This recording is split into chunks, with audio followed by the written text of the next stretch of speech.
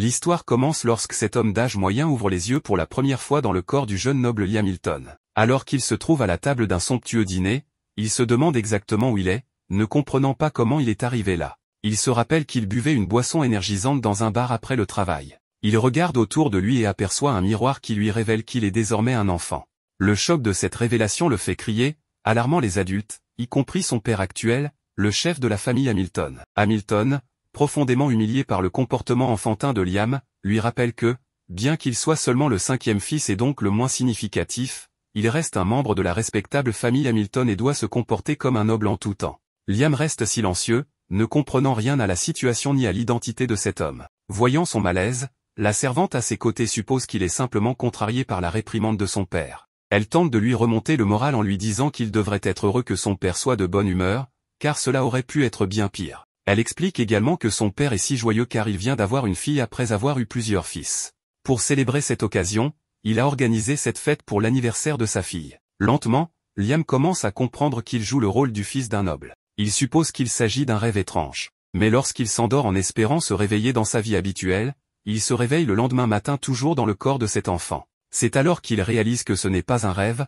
mais bien la réalité. Ne comprenant pas pourquoi cela lui arrive, Liam n'a pas d'autre choix que d'accepter sa nouvelle vie. Il enfile les vêtements d'enfant et commence par explorer le balcon pour avoir une vue d'ensemble sur la maison Hamilton. Il découvre que celle-ci est entourée de vastes terres qui, selon la servante, appartiennent toutes à la famille Hamilton. Alors qu'il essaie de s'adapter à cette nouvelle vie, un de ses frères aînés vient lui parler de leur sœur. Ce frère, Bruno, est le quatrième fils et il a déjà décidé de l'avenir de leur sœur. Si elle est belle, elle doit se marier dans la famille royale, ce qui permettra de préserver leur statut de noblesse. Apparemment, la famille Hamilton est sur le point de perdre son statut noble, car elle n'a rien accompli de notable au cours des 3 dernières générations. Le père de Liam, actuel chef de famille, représente la 3e génération. Lorsqu'il prendra sa retraite, un membre de la 4e génération devra lui succéder. Bruno est convaincu qu'ils n'accompliront rien d'ici là et que les Hamilton deviendront des roturiers. Pour éviter cela, Bruno veut exploiter au maximum cette bénédiction et sauver leur famille de la ruine. Âgé de seulement 13 ans, Bruno est 1 an de plus que Liam mais agit de manière beaucoup plus mature. Il conseille à Liam de commencer à réfléchir à l'avenir de leur famille. Leur discussion est interrompue par l'arrivée de leur précepteur, qui commence à leur enseigner les bases de la magie. En apprenant qu'il va étudier la magie, Liam ne peut contenir son excitation et bondit de son siège, embarrassant Bruno, surpris par cette réaction. Bruno lui dit de ne pas se faire trop d'illusions, car seulement une personne sur 100 possède un talent naturel pour la magie. Malgré ses faibles chances, Liam est déterminé à apprendre la magie. Il écoute attentivement le précepteur, n'ayant jamais eu la chance d'étudier la magie dans sa vie précédente de roturier. Après le cours, il se précipite vers une servante et exige qu'elle le conduise à la bibliothèque. Une fois sur place, il commence à chercher des livres sur la magie. Il en choisit un intitulé Magie de feu pour débutants et suit les instructions pour lancer un simple sort de feu. Il parvient à allumer une flamme sur son index. La servante est impressionnée et félicite le jeune maître pour avoir réussi à lancer un sort de feu. Désireux d'en apprendre davantage, Liam se rend au bureau de son père pour demander l'accès à des grimoires, les livres de sorts de la bibliothèque. Le comte, occupé par son travail, montre peu d'intérêt pour son 5e fils, mais il lui accorde la permission d'étudier des livres en dehors de la bibliothèque sans poser de questions. Avec l'autorisation de son père, Liam se met immédiatement au travail, saisissant quelques livres de la bibliothèque et apprenant tout ce qu'il peut. Peu de temps après, il apprend un nouveau sort appelé Lame de feu. Un mois passe, et Liam maîtrise son sort de lame de feu sans l'aide d'un grimoire. Il montre cet accomplissement à Bruno, qui n'en revient pas que son jeune frère ait appris cela seul en seulement 1 mois. En tant que frère aîné, Bruno veut naturellement être meilleur que Liam et prend son propre grimoire pour chercher un éventuel raccourci afin d'apprendre des sorts. Cependant, après avoir essayé un moment, Bruno réalise que leur plus jeune frère est tout simplement extrêmement talentueux, avec une forte affinité pour la magie. Bruno conseille alors à Liam de continuer à apprendre la magie, lui promettant que s'il continue à briller, il pourra gagner en statut et devenir célèbre. Mais cela signifierait aussi que Liam surpasserait complètement le reste de la famille Hamilton. Bruno demande donc à Liam s'il étudie aussi intensément pour devenir le prochain chef de famille. Liam le rassure en disant qu'il veut simplement apprendre la magie comme passe-temps et qu'il n'a pas l'intention de viser le trône ou de devenir une cible pour leur frère aîné, Albrevi. Peu après, Liam apprend tous les sorts de feu pour débutants et décide de se fixer un nouvel objectif, maîtriser tous les sorts de glace pour débutants. Le père de Liam l'approche, ayant entendu dire qu'il peut utiliser la magie. Voyant enfin une valeur en lui, il commence à s'intéresser à son 5e fils. Cependant, sceptique, il demande à Liam de lui démontrer son talent. Liam montre son nouveau sort de glace en gelant un livre. Monsieur Hamilton n'est pas impressionné et demande si c'est tout ce que Liam peut faire. Liam répond qu'il vient à peine de commencer à apprendre la magie de glace. Ne voulant pas que son père le sous-estime, il révèle qu'il a maîtrisé tous les sorts de feu pour débutants en moins d'un mois. Cette fois, la réaction de Monsieur Hamilton change. Il éclate de rire en disant que les cieux ont enfin béni leur famille. Il encourage Liam à continuer d'apprendre et lui dit de ne pas hésiter à demander plus de grimoires si nécessaire. Pour la première fois, Liam se sent soutenu et encouragé par son père. Motivé, il se rend dans la forêt pour pratiquer, mais un majordome chuchote à Monsieur Hamilton une mauvaise nouvelle. Ignorant ce qui se passe, Liam croise un homme en manteau blanc assis sous un arbre. L'homme demande à Liam s'il est l'un des fils Hamilton. Lorsque Liam répond par l'affirmative, l'homme soupire et lui dit d'aller de l'avant et de le capturer. Voyant Liam totalement perplexe, l'homme lui dit d'oublier cela et lui demande plutôt s'il a un grimoire. En entendant que Liam va pratiquer la magie pour débutants, l'homme propose de lui enseigner une méthode plus efficace et lance 5 sorts différents à la fois. Fasciné, Liam demande à l'homme de lui apprendre comment faire. Appréciant le fait que Liam ne possède pas l'orgueil inutile de la plupart des nobles, l'homme accepte de lui montrer les bases. Il enseigne à Liam comment lancer simultanément des cercles magiques avec ses 2 mains. Liam parvient à lancer des sorts de feu des 2 mains, et l'homme lui apprend ensuite à lancer 3 cercles magiques à la fois. Liam maîtrise rapidement cette technique, mais il échoue à exécuter le sort car il manque encore de puissance magique. Malgré cela, l'homme est impressionné par le talent de Liam et révèle qu'il peut lui-même lancer jusqu'à 16 sorts en même temps. Malheureusement, le temps presse pour l'homme, et il veut vraiment enseigner davantage de magie à Liam. Il lui offre une bague qu'il appelle une Magicpedia, un artefact magique contenant des centaines de grimoires. Lorsque Liam enfile la bague, des centaines de sorts magiques affluent dans son esprit, lui permettant de les apprendre librement. Liam apprend instantanément un sort d'attaque de vent et, en utilisant l'un de ces sorts, l'homme disparaît sous ses yeux, le laissant totalement confus. À ce moment-là, la servante arrive pour dire à Liam à quel point il est dangereux de rester dehors. Elle l'informe également qu'un homme suspect s'est introduit sur leur terre. Elle lui remet un livre de magie d'invocation pour débutants que Monsieur Hamilton voulait qu'il ait, puis s'en va. C'est alors que l'homme mystérieux réapparaît devant Liam, lui révélant qu'il ne voulait simplement pas être vu par les autres, indiquant qu'il pourrait en réalité être dangereux.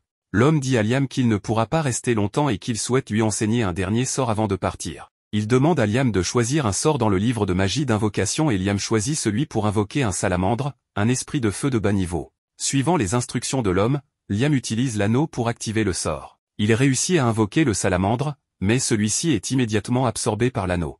L'homme explique que l'anneau fonctionne comme un carnet infini, absorbant le contenu de la manière dont le salamandre a été invoqué. Réalisant à quel point cet anneau est incroyablement précieux, Liam propose de le rendre à l'homme, mais celui-ci affirme que l'anneau n'est pas si spécial, il permet simplement à son utilisateur de ne pas avoir à transporter des grimoires volumineux. Comprenant cela, Liam continue d'utiliser l'anneau pour apprendre davantage de sorts d'invocation à partir du grimoire. Une fois qu'il a terminé ses expérimentations, il cherche l'approbation de l'homme, mais découvre que celui-ci a disparu. La seule chose qui reste est un message sur le sol conseillant à Liam de continuer à étudier la magie et de ne jamais parler à quiconque de leur interaction.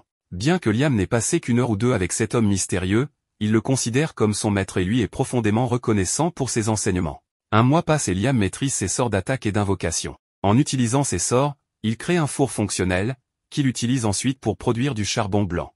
Un jour, Bruno rend visite à Liam et est étonné de voir qu'il a déjà fabriqué une quantité considérable de charbon blanc et collecté un sac rempli de cristaux de l'euchrochrome, utilisés pour récupérer de la puissance magique. Liam explique qu'il a créé les cristaux lui-même en utilisant 5 types de magie simultanément, démontrant ainsi ses compétences impressionnantes. Bruno est fier des progrès de son jeune frère, et il suppose que Liam réussira à se débrouiller seul. Bruno annonce qu'il a l'intention de se marier dans une famille noble de Baran pour gagner un peu d'indépendance.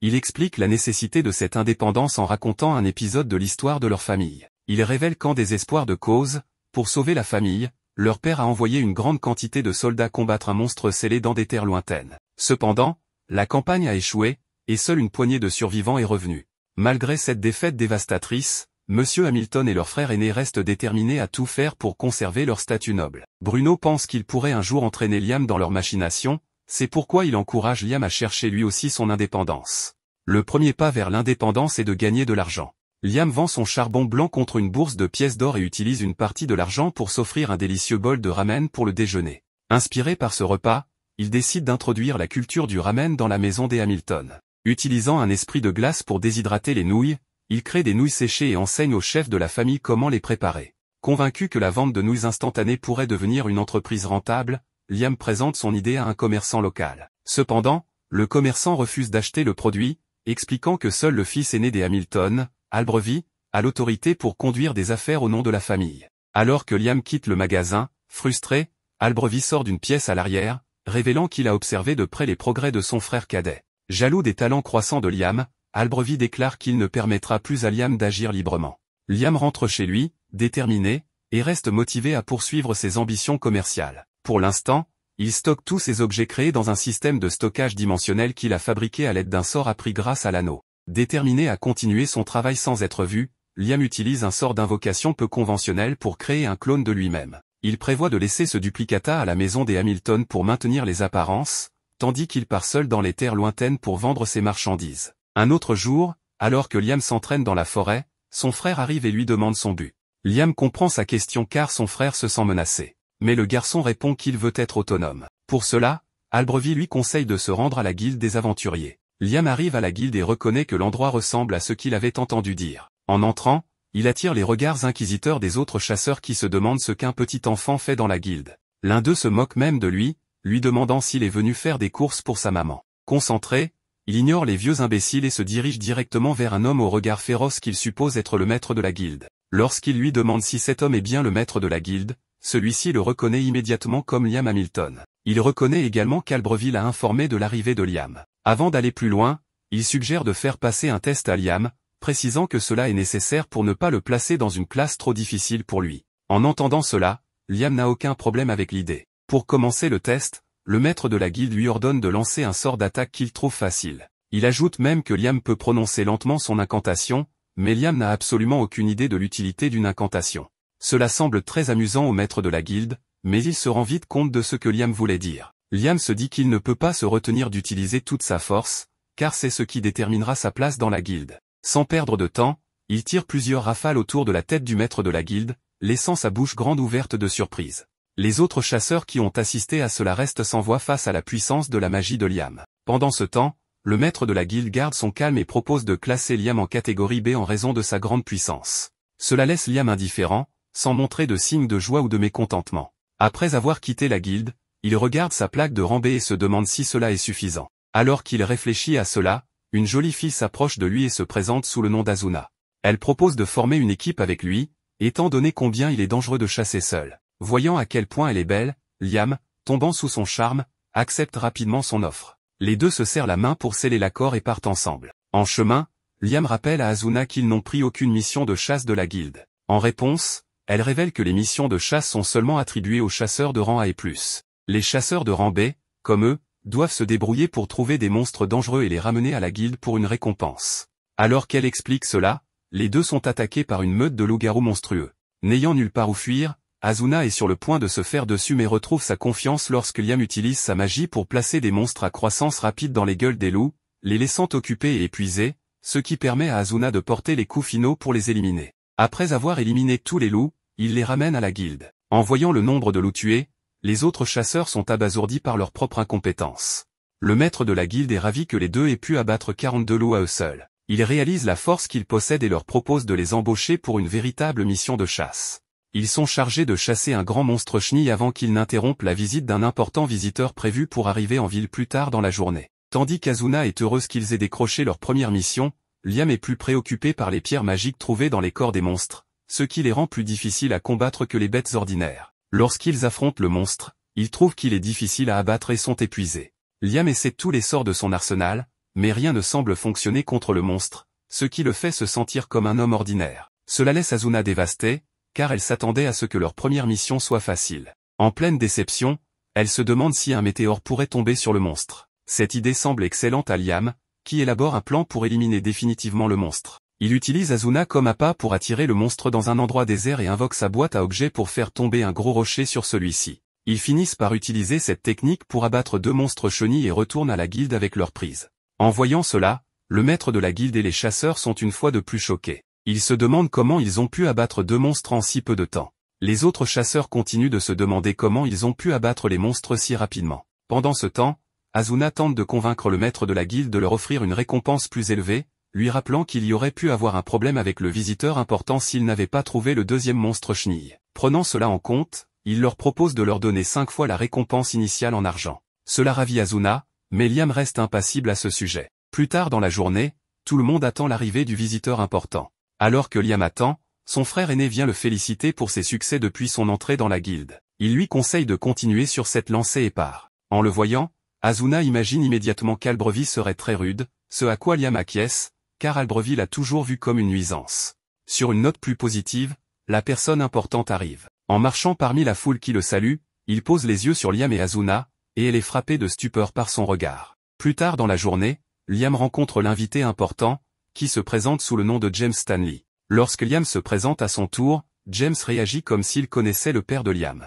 Ne voulant pas s'attarder sur ce sujet, il cherche à savoir pourquoi Liam possède une bague qui appartenait à quelqu'un qu'il connaît, nommé Raymond. Il s'avère que Raymond était le maître de Liam. Au début, James tente de plaisanter en suggérant que Liam a volé la bague, mais en entendant Liam mentionner que Raymond était son maître, il se calme. Les deux commencent à discuter de l'époque où Liam était l'élève de Raymond, ce qui amuse beaucoup James. Il souhaite voir à quel point un élève de Raymond peut être puissant. Pour le découvrir, il demande à un de ses proches de se protéger contre le meilleur sort de Liam, espérant voir à quel point il est fort. D'ordinaire, Liam ne juge pas nécessaire de prononcer des incantations, mais il se souvient avoir lu quelque part que prononcer des mots pouvait rendre un sort plus puissant. Dans cet esprit, il utilise les noms de ses 3 chanteurs préférés comme incantation pour lancer des missiles magiques sur Simon, un des proches de James. Au début, on dirait que Simon parvient à bien se défendre, mais les missiles finissent par traverser son bouclier magique et l'évanouir. En voyant cela, James est très satisfait de l'efficacité des pouvoirs de Liam. Il lui propose de lui donner le titre de chevalier, pour lui donner la chance d'être indépendant de sa famille. Plus tard dans la journée, James fait de Liam un chevalier, comme il l'avait promis. Il espère que cela l'aidera à sortir de l'ombre de ses frères. Une fois le rituel de l'adoubement terminé, James cherche à en savoir plus sur le temps de Liam passé avec Raymond. Il connaît Raymond comme étant un farceur et veut savoir si Liam a déjà fait l'expérience de ses blagues. À ce moment-là, Liam se souvient du moment où son maître lui avait laissé 100 kg de poussière d'or comme cadeau de fin d'études, après l'avoir jeté dans l'eau et l'avoir obligé à perfectionner sa compétence de boîte à objets avant de pouvoir y accéder. Bien que cela ait été censé être un cadeau, Raymond révèle que le mystère derrière cela était un test de fin d'études pour Liam. En entendant cela, James comprend immédiatement que l'or n'était qu'une diversion, et que le véritable cadeau de fin d'études pourrait être tout proche, mais pas caché en évidence. Pour le découvrir, Liam retourne sur le site et utilise sa boîte à objets pour absorber toute l'eau du lac. En marchant à travers le lac asséché, il se demande ce que son maître aurait pu lui laisser. Il tente de décoder les derniers messages de son maître et finit par élaborer un plan pour extraire la poussière d'or seule et la déposer dans le lac vide. Après avoir fait cela, une porte mystérieuse s'ouvre. Liam descend les escaliers sous le lac vide et trouve une lettre ainsi qu'un livre. La lettre révèle que le livre, qui est un grimoire de niveau maximal, est son véritable cadeau de fin d'études. En prenant le livre, il se rend compte qu'il détient le pouvoir d'un autre monde. Curieux de découvrir ce que ce pouvoir renferme, il est déterminé à l'étudier pendant des heures. Il continue à pratiquer les sorts, mais cela ne donne aucun résultat favorable. Après plusieurs essais, il réussit enfin, et le sort révèle un énorme miroir. Liam entre dans le miroir et découvre un espace alternatif, dans un monde différent de celui du magicien. De plus, l'espace augmente à mesure qu'il devient plus puissant, car il peut y loger des gens, ce qui le rend plus efficace que la boîte à objets. Liam reste à imaginer les possibilités infinies de ce sort. Il est incroyablement reconnaissant envers son maître de lui avoir laissé quelque chose d'aussi puissant. Un mois plus tard, Liam et Asuna combattent une grande grenouille. Ils tentent d'utiliser des salamandres de feu contre elle, mais elles n'ont aucun effet. Cela irrite la grenouille, qui est prête à les attaquer avec de la foudre. Liam utilise ses pouvoirs du monde parallèle et emmène Asuna avec lui pour les protéger de l'attaque de la grenouille. Finalement, la grenouille perd connaissance, ce qui permet à Asuna de l'achever. Ils apportent la pierre magique de la grenouille à la guilde, et le maître de la guilde est surpris qu'ils aient réussi cela, surtout étant donné que c'était un travail classé. Cependant, il semble faire comme si Liam avait tout fait seul. Cela agace Asuna, mais elle ne le prend pas trop mal. Elle se demande comment elle pourrait devenir plus forte pour rivaliser avec la puissance de Liam. À ce moment-là, le maître de la guilde suggère qu'elle devienne sa familière, car cela améliorerait ses pouvoirs en fonction de ceux de son maître. En entendant cela, Asuna est ravie et accepte de devenir la familière de Liam, même si l'un des effets secondaires est qu'elle ne pourrait jamais lui dire non. Elle affirme qu'elle ne s'en soucie pas, même s'il veut être rusé avec elle, car cela ne la dérange pas. Liam accepte. Le maître de la guilde effectue le rituel pour eux en faisant embrasser Asuna le dos de la main de Liam. Lorsqu'elle fait cela, elle devient immédiatement plus puissante et acquiert une compétence unique qui lui permet de se déplacer vite comme l'éclair. Voyant comment cela fonctionne, Liam reste sceptique quant au contrat de familière, et se demande si cela fonctionne réellement. Il décide de l'essayer avec quelqu'un d'autre pour voir si cela est réellement efficace. Asuna lui recommande une personne qu'elle connaît, nommée Jodie. Lorsqu'il fait de Jodie sa familière, elle rajeunit soudainement et acquiert le pouvoir de guérir les gens avec sa cuisine. Quelques jours plus tard, James invite Liam à sa maison et lui annonce l'arrivée de la princesse Scarlett. Il loue tous les accomplissements de Liam depuis son arrivée en ville et lui révèle que cela a fait de lui une personne d'intérêt pour la princesse. Il ajoute que la princesse souhaite voir ses familiers et observer leurs capacités uniques. En entendant cela, Liam refuse immédiatement, car il pense que cela serait irrespectueux envers ses familiers, qui sont ses amis et non des objets de spectacle. Après qu'il ait dit cela, James le laisse partir. Nous découvrons alors que la princesse n'est en réalité que la servante déguisée, et ayant entendu toute leur conversation, elle croit que Liam n'oserait pas lui dire la même chose en face. Le protagoniste est allé rencontrer la princesse et a été impressionné par l'importance de cette femme. Il se présente, et elle lui dit qu'elle veut aller droit au but. Scarlett souhaite qu'il lui explique comment il a réussi à vaincre l'orfe carnivore et la grenouille géante. Liam partage tous les détails, et la princesse est stupéfaite, n'ayant jamais entendu parler de quelqu'un capable de vaincre une grenouille géante sans magie de haut niveau. Scarlett demande à James s'il connaît un cas similaire, mais lui aussi confirme que c'est inédit. De son côté, Liam se demande à quoi peut ressembler cette magie de haut niveau, car il aimerait bien l'utiliser un jour. La princesse exprime maintenant le souhait de rencontrer les compagnons de Liam. Malgré la pression qu'il ressent, il refuse, expliquant qu'il ne compte pas transformer ses camarades en spectacle. Contre toute attente, Scarlett éclate de rire et admet qu'elle est désormais encore plus intéressée par Liam. Elle lui explique qu'il est rare que quelqu'un capte son attention 2 fois et qu'il mérite donc une récompense. Liam s'interroge sur ces 2 fois, mais Scarlett l'interrompt et lui accorde le titre de baron. Pour ceux qui l'ignorent, c'est le plus bas rang de la noblesse, mais cela reste tout de même une position noble. Liam a du mal à y croire, car il estime n'avoir accompli aucun exploit méritant un tel honneur. Cependant, Scarlett insiste, réussir à capter son attention à 2 reprises est un exploit en soi. En plus du titre, elle lui offre un grimoire de pacte avec un familier. Liam la remercie sincèrement pour ce cadeau, et Scarlett est surprise de voir qu'il est bien plus heureux de recevoir un grimoire que d'être fait noble. Plus tard, alors qu'il admire son nouveau grimoire, Bruno, son frère, vient le voir. Apprenant que Liam est désormais baron, Bruno est ravi et mentionne qu'Albrevie, leur frère, sera probablement furieux. Cela paraît étrange, car leur père est un comte, un titre bien plus élevé. Cependant, Bruno explique que les titres obtenus par mérite surpassent ceux hérités. Bruno est très fier de son frère et espère qu'il continuera à prospérer. La nuit venue, Liam croise son frère aîné, Albrevie. Malgré le salut cordial de Liam, Albrevie est furieux et lui lance un tu verras. Jaloux des accomplissements de son frère, il force des servantes à dire qu'il est meilleur que Liam, les menaçant de licenciement si elles refusent. Albrevie est déterminé à surpasser Liam par n'importe quel moyen. Le lendemain, Liam prend le thé avec ses 2 compagnons. Cependant, il est gêné d'être appelé maître juste à cause de son pacte de familier. Il leur demande alors de l'appeler simplement par son prénom. Les 2 jeunes femmes sont ravies d'être à ses côtés, ce qui attire quelques envieux en raison de leur beauté. Avec le pacte officiel signé, ils forment enfin un groupe et ne tardent pas à partir en forêt pour vivre quelques aventures. Alors qu'ils combattent plusieurs ennemis, on remarque qu'Azuna a beaucoup amélioré sa mobilité. De son côté, Jody sent que sa vision s'est énormément améliorée, ce qui est crucial pour un archer. Le protagoniste, ignorant ce changement, s'interroge. Il utilise alors un pouvoir spécial pour améliorer encore davantage la vision de Jody, atteignant un niveau incroyable. Azuna, intrigué, demande ce qu'il vient de faire. Liam lui explique qu'il a utilisé de la magie de renforcement sur les yeux de Jody. Surprise, la blonde lui demande de faire de même avec elle, mais il refuse, expliquant que ce n'est pas une bonne idée. Azuna insiste pour avoir une explication, et Liam lui détaille que bien qu'il soit possible de renforcer sa force, son corps en souffrirait. Par exemple, en frappant quelque chose, ses os risqueraient de se briser. En revanche, la vision ne présente pas ce genre de risque, car elle n'implique pas de choc physique. En tout cas, les résultats sont évidents, Jody voit beaucoup mieux. Plus tard, en retournant au guild, il découvre une situation catastrophique. Azuna demande à quelqu'un ce qui se passe, et on lui explique qu'Albrevie a causé un énorme problème en brisant un seau, provoquant un désastre sans précédent. Liam se précipite immédiatement chez lui et découvre de nombreux soldats blessés, parmi lesquels Albrevie, qui semble vouloir continuer à se battre. Toutefois, le maître barbu de la guilde intervient pour lui donner une bonne leçon avant de l'envoyer en ville. Liam se sent coupable de la situation, mais le maître barbu lui assure qu'il n'en est pas responsable. Azuna, perdu, demande des explications. Le maître leur raconte qu'un dragon impitoyable nommé Radon, scellé dans cette forêt par le grand-père de Liam, vient d'être libéré. Liam réalise alors que ce dragon est la créature dont Bruno lui parlait souvent. Il existe un moyen de recréer le sceau, et les personnes nécessaires sont déjà présentes. Cependant, il reste un problème, les radonnés mineurs, les rejetons du dragon, qui sont à l'origine du chaos actuel. Ces petits dragons, bien qu'impressionnants, ne sont rien comparés à leurs parents. Le dragon principal, après avoir été scellé si longtemps, aura besoin de quelques jours pour récupérer ses forces.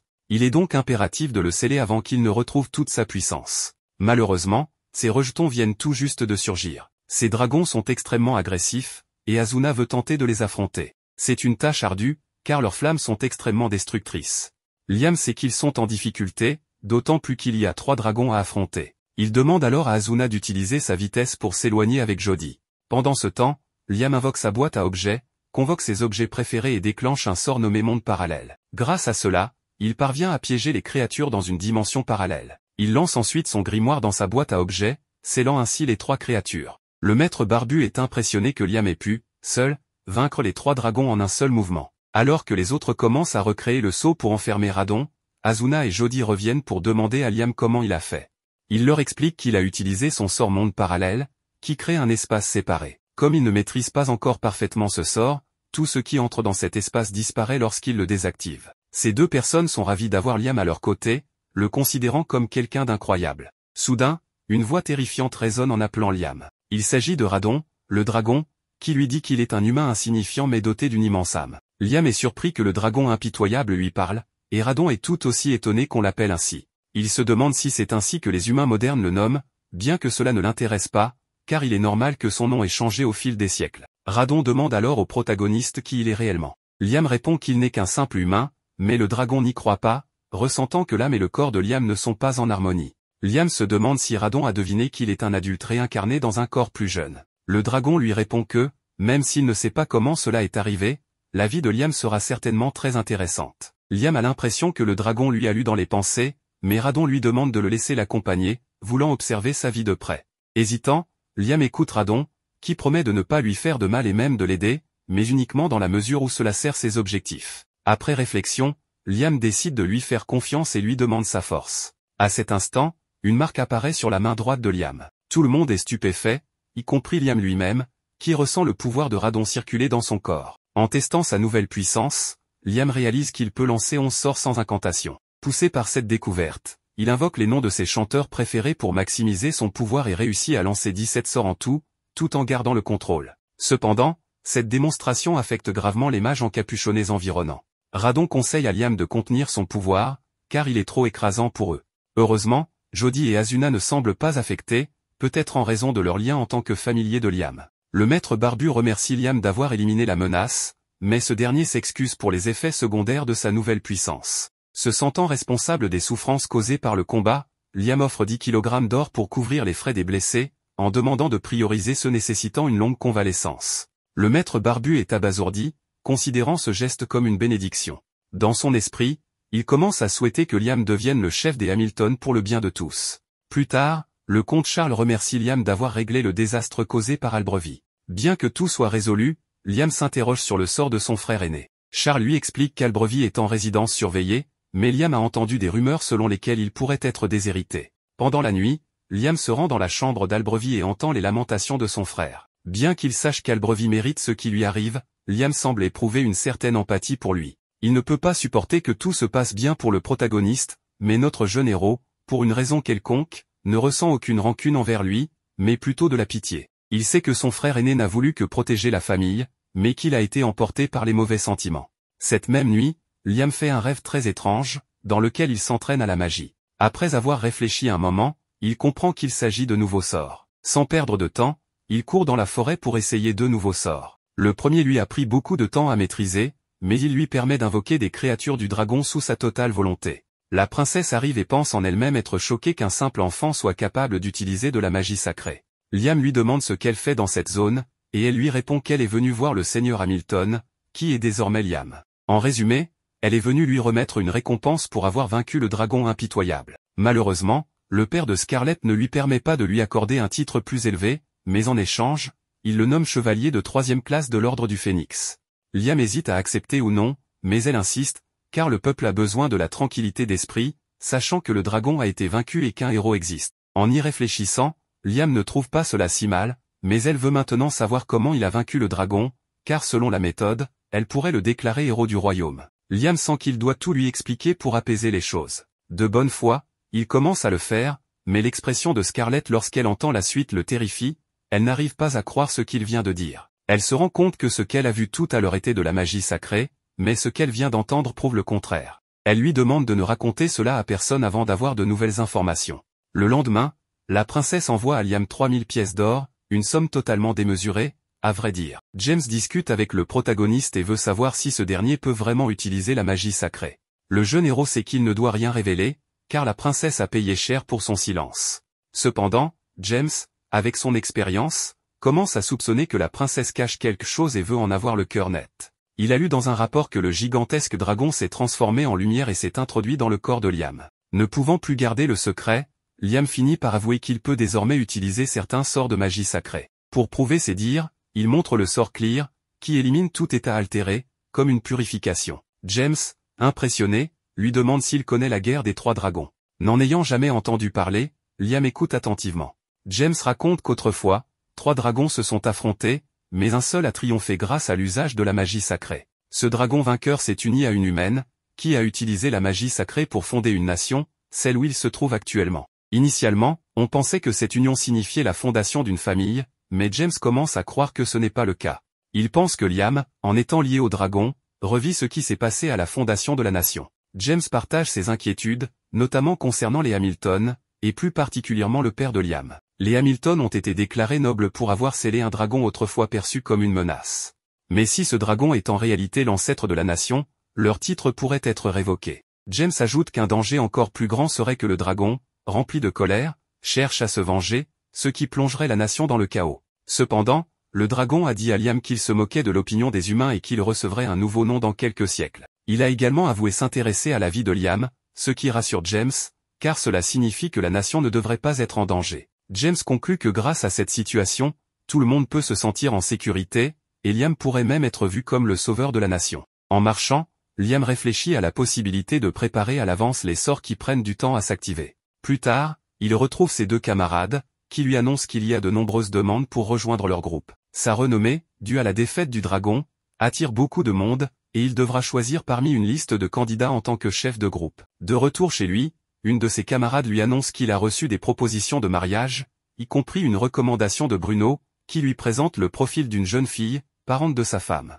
Bruno ne comprend pas pourquoi tout ce tapage. Il demande au protagoniste ce qu'il a fait pour être si populaire. Certes, il a vaincu un dragon, mais il doit y avoir autre chose pour que même des nobles de haut rang veuillent le rencontrer. Le protagoniste, déconcerté, ne sait pas quoi penser, car il n'avait jamais connu une telle popularité, même dans sa vie précédente. Plus tard, il invite ses camarades pour leur montrer quelque chose dans le monde parallèle, une immense maison qu'il a fait construire et qu'il a déplacée dans ce lieu. Grâce à sa maîtrise totale du sort, les objets ne disparaissent plus comme avant. Jody trouve cependant la maison trop lumineuse et aimerait davantage d'obscurité. Le protagoniste invoque alors un esprit d'obscurité pour assombrir l'endroit, mais comme l'obscurité devient totale, il fait apparaître une salamandre de feu pour allumer une cheminée, ce qui améliore l'ambiance. Le problème est que l'esprit d'obscurité, étant de bas niveau, ne peut pas contrôler l'intensité de l'obscurité. Asuna remarque que ce serait bien que les esprits puissent évoluer comme les humains. Cela donne une idée brillante à Liam, qui décide soudain de conclure un pacte avec l'esprit d'obscurité. Grâce à ce pacte, l'esprit monte de niveau, permettant à Liam de contrôler parfaitement l'obscurité et de la rendre plus naturelle. L'esprit le remercie et lui demande de l'invoquer en cas de besoin, mais Liam ne connaît pas encore le sort d'invocation pour les esprits de niveau intermédiaire. La grand-mère de l'obscurité lui explique que son anneau lui permet d'y stocker un sort d'invocation de niveau intermédiaire, bien qu'ils doivent s'entraîner un peu. Après un moment, il réussit à sceller l'esprit dans l'anneau et commence à faire évoluer la salamandre, qui devient un charmelion. Il enchaîne avec d'autres esprits, ce qui lui donne littéralement une belle collection d'esprits évolués, tout cela avec un simple anneau. Le protagoniste est maintenant si puissant qu'il peut posséder plusieurs esprits de niveau intermédiaire, alors que les grimoires nécessaires à cela sont normalement des trésors réservés à la noblesse. Le lendemain, à la demande de Radon, Liam s'aventure dans la forêt. Le dragon lui demande d'invoquer l'un de ses enfants, ce que Liam réussit après beaucoup de pratique. Cependant, l'espace commence à se distordre, et il aperçoit une multitude de fées. Les fées s'enfuient à la vue d'un humain, mais Liam leur annonce qu'il est là au nom de Radon. Peu à peu, elle s'approche et confirme que le dragonnet est bien le fils du dieu dragon, comme elle l'appelle. Liam explique qu'il est venu parce que Radon veut qu'ils prennent en charge leur protection. En effet, les ailes de fées, très recherchées par les humains, les mettent en danger constant. Le dragon les protégeait autrefois avec une barrière, mais cette responsabilité incombe désormais à Liam. Radon lui conseille de donner un nom aux fées, car les humains ont un talent particulier pour cela. Liam accepté, par un pacte de familier, nomme la fée aux cheveux verts Rena. Contre toute attente, Rena évolue en une elfe. Radon, surpris, explique que nommer les créatures par un pacte multiplie leur puissance magique. Il conseille à Liam de donner un nom aux êtres avec qui il forme des pactes. Liam trouve cela judicieux. Les autres fées réclament aussi un nom, et Liam, tel un prêtre, commence à les baptiser une par une. À la fin, une véritable communauté d'elfes, désormais ses familiers, s'est formée. Elle lui demande ce qu'elles peuvent faire pour lui, prête à lui obéir en tout. Après mûre réflexion, la meilleure idée de Liam est de construire un village dans cet endroit. Il nomme Rena comme chef, car les habitants auront besoin d'un leader pour rester unis. La fée aux cheveux verts le remercie chaleureusement et promet de tout faire pour rendre son maître, en l'occurrence Liam, fier d'elle. Liam, épuisé après avoir utilisé autant de magie, ressent soudain une puissante énergie magique dans la forêt. En enquêtant, il découvre que cette énergie provient d'un arbre. Il demande alors à Rena ce que c'est. Elle lui explique que les fées rassemblent la magie flottant dans l'air et la condensent en un seul endroit, créant une sorte de fruit au goût sucré comme du miel. Radon conseille à Liam de le manger, ce qu'il fait. Liam se sent alors encore plus puissant. Il teste un sort et se rend compte qu'il peut désormais invoquer 19 missiles magiques, une prouesse qu'il n'aurait jamais imaginée auparavant. Le lendemain, Liam retourne au village. Toutes les fées l'accueillent en l'appelant maître, mais il leur demande de simplement l'appeler Liam. Un problème survient cependant, bien qu'elles aient essayé plusieurs choses, elles ne savent pas comment construire une maison. Ce problème peut attendre, car une des elfes, Suzy, a été capturée par des malfaiteurs. Liam, très sérieux, donne une bonne leçon à l'un des malfaiteurs avant d'invoquer un double pour s'occuper des deux autres. Heureusement, Suzy est sauvée. Liam se rend compte que cet endroit est trop dangereux pour les fées. Il décide de les relocaliser dans son monde parallèle.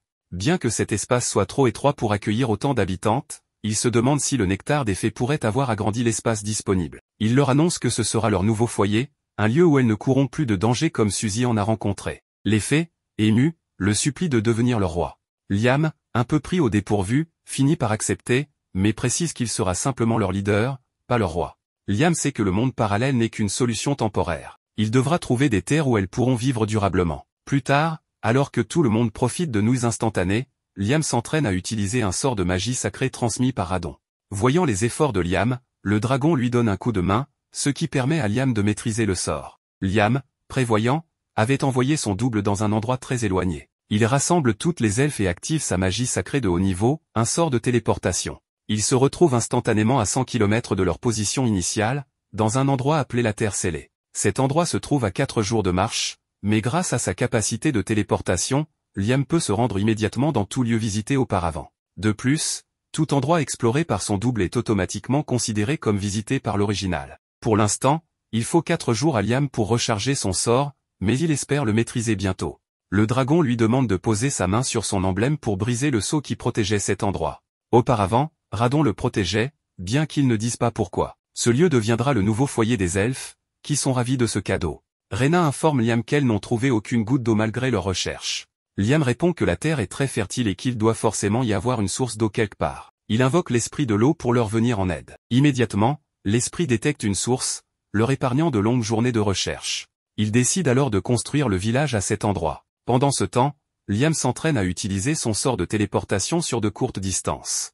Il sait que l'utiliser fréquemment l'aidera à mieux le maîtriser. De plus, grâce à certains cristaux, il peut presque instantanément récupérer son énergie magique. Après de nombreuses séances d'entraînement, Liam finit par maîtriser parfaitement le sort de téléportation. Avant de partir, il fait ses adieux aux elfes. Il informe Rena que les jeunes dragons veilleront sur elle en son absence et leur promet de revenir rapidement. Liam se rend alors auprès de la princesse, qui a une question à lui poser. Elle veut savoir si le dragon lui a parlé d'une terre promise. Liam répond que non, mais il mentionne une terre scellée. La princesse insiste pour visiter cet endroit. Plus tard, un ingénieur de la cour arrive, et Liam le duplique avant d'utiliser son sort de téléportation pour se rendre sur place. Une fois là-bas, Scarlett est stupéfaite. Elle demande à Radon, via Liam, si cet endroit est bien la terre promise. Le dragon répond qu'il n'a jamais promis de terre aux humains, mais ne nie pas que cet endroit pourrait être cette fameuse terre promise. Bien que cela soit un peu flou, Scarlett est convaincue que ce lieu est le paradis mentionné dans les anciennes légendes. Elle sort alors un objet de sa poche, appelé la clé du destin. Lorsque Liam la prend en main, la terre commence littéralement à flotter, confirmant qu'il s'agit bien de la terre promise. Scarlett s'incline devant Liam et le proclame maître de la terre promise. Elle lui demande de créer une nation sur cette terre, affirmant qu'elle deviendra un véritable paradis pour tous dans un avenir proche. Liam doute de pouvoir accomplir une telle tâche, mais Scarlett lui promet son soutien indéfectible et lui jure fidélité. Les travaux dans la terre promise sont déjà en cours, et les elfes s'efforcent de construire leur village sous les ordres du double de Golak, l'ingénieur royal. Pendant ce temps, notre protagoniste se consacre à éliminer les monstres de la région. La princesse l'observe, émerveillée par sa puissance, et ne cesse de l'appeler maître. Liam lui demande pourquoi elle n'est pas à la capitale, mais une surprise l'attend, elle lui demande d'arrêter de la traiter comme une altesse, car elle est désormais sa servante. On raconte que la famille maternelle de Scarlett possède du sang de dragon, ce qui signifie qu'elle doit servir le grand dieu dragon Radon. Radon ordonne à Liam de conduire Scarlett dans un endroit situé au nord. À leur arrivée, ils découvrent des ruines avec des inscriptions étranges et un gardien métallique prenant la forme de Radon.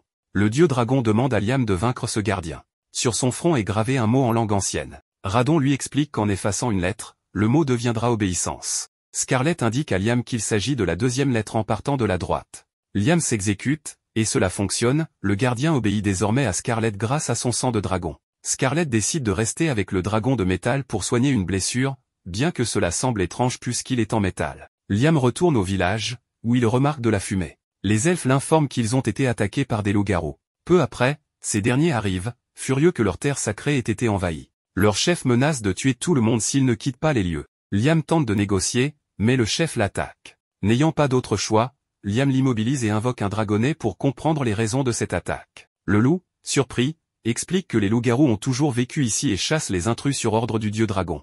Liam répond que les elfes sont également protégés par Radon, ce qui fait d'eux des alliés. Le chef des loups-garous s'excuse, et les elfes suggèrent qu'ils concluent un pacte avec Liam, comme elles l'ont fait.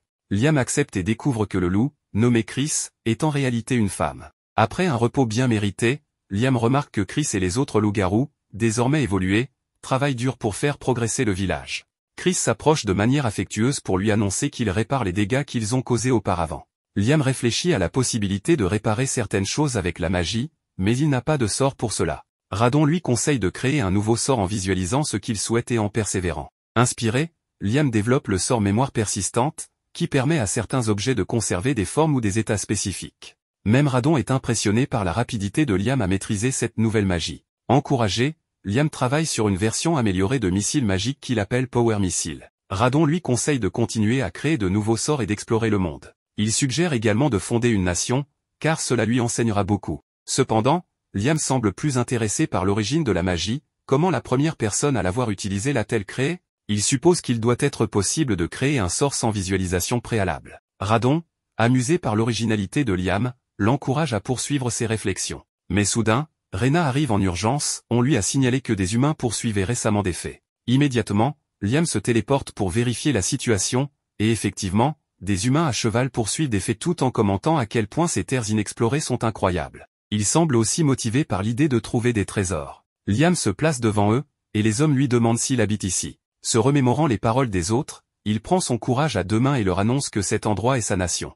Le chef des explorateurs lui demande le nom de cette nation, mais comme Liam ne sait quoi répondre, il se moque de lui et tente de continuer son chemin. Sans patience, Liam les avertit que s'il persiste, il utilisera tout son pouvoir pour les expulser. Les explorateurs, peu impressionnés par un jeune homme seul, ne prennent pas sa menace au sérieux.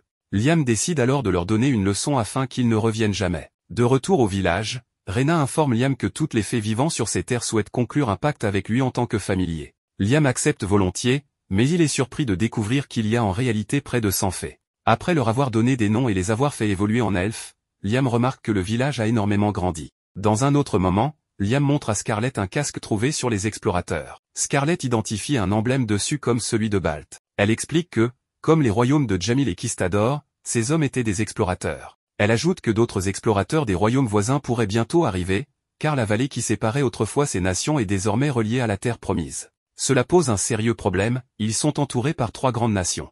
Scarlett conseille donc à Liam de fonder rapidement une nation. Pour cela, il lui faudra 3 éléments, des terres, une population et du pouvoir. Si les terres et la population semblent réalisables, Liam sait qu'il lui manque des soldats pour défendre ce nouveau pays. Chris propose que les lycanthropes prennent en charge la protection de la nation.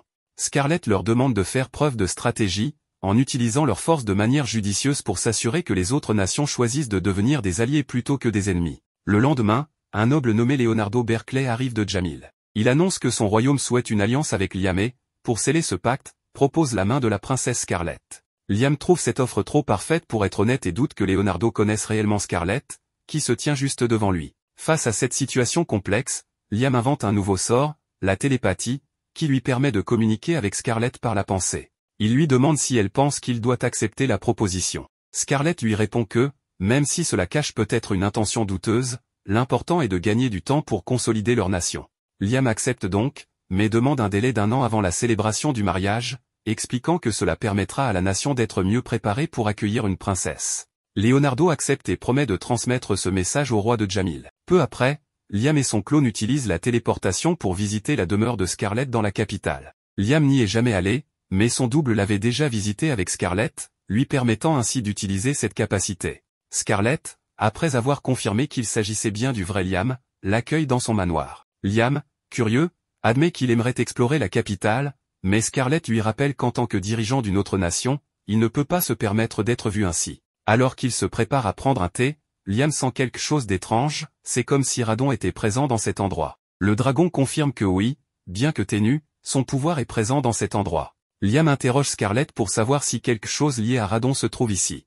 Elle lui montre une statue qui appartient à sa famille depuis des générations, et plus précisément à sa mère, la reine. Le dragon, surpris de voir cet objet ici, demande à Liam d'utiliser le sort purification sur la statue. Lorsqu'il le fait, la statue réagit et permet à Scarlett d'utiliser un puissant sort du dieu dragon, mais cela l'épuise presque entièrement. Radon explique que cette statue renferme une armure magique imprégnée de son pouvoir. Non seulement elle amplifie le pouvoir magique de son porteur, mais elle lui permet également d'utiliser certaines capacités du dieu dragon. Cependant, Scarlett est épuisée car l'armure qu'elle a activée est l'armure dorée, la plus puissante des 3 existantes. Radon ajoute que les 2 autres armures ont été perdues lors d'anciens combats. Liam demande comment ces armures magiques sont fabriquées. Radon explique que leur création nécessite du mithril pur. Scarlett promet d'en fournir immédiatement. Après plusieurs essais, mélange et beaucoup de magie, ils parviennent à un résultat exceptionnel. Liam propose à Scarlett de faire un pacte avec l'armure, ce qu'elle accepte. Scarlett obtient ainsi une nouvelle armure, désormais liée à elle, qui ne l'épuise plus autant. Elle remarque que l'armure semble vivante, et Radon explique que les objets magiques de très haut niveau, comme les armures et les épées démoniaques, sont presque des êtres vivants. Intrigué, Liam décide de nommer l'armure Ares. Scarlett ressent immédiatement une légèreté et une puissance accrue. Même Radon avoue qu'il n'avait jamais envisagé un pacte de ce genre auparavant. Grâce à cette innovation, Scarlett devient bien plus puissante. Radon partage ensuite une anecdote avec Liam, il avait donné un nom à un artefact, mais n'avait jamais fait de pacte avec lui comme familier. Il s'agit du dragon de métal, qui est en réalité l'armure personnelle de Radon. Liam comprend que c'est cette armure que Radon avait utilisée lors de la guerre des 3 dragons.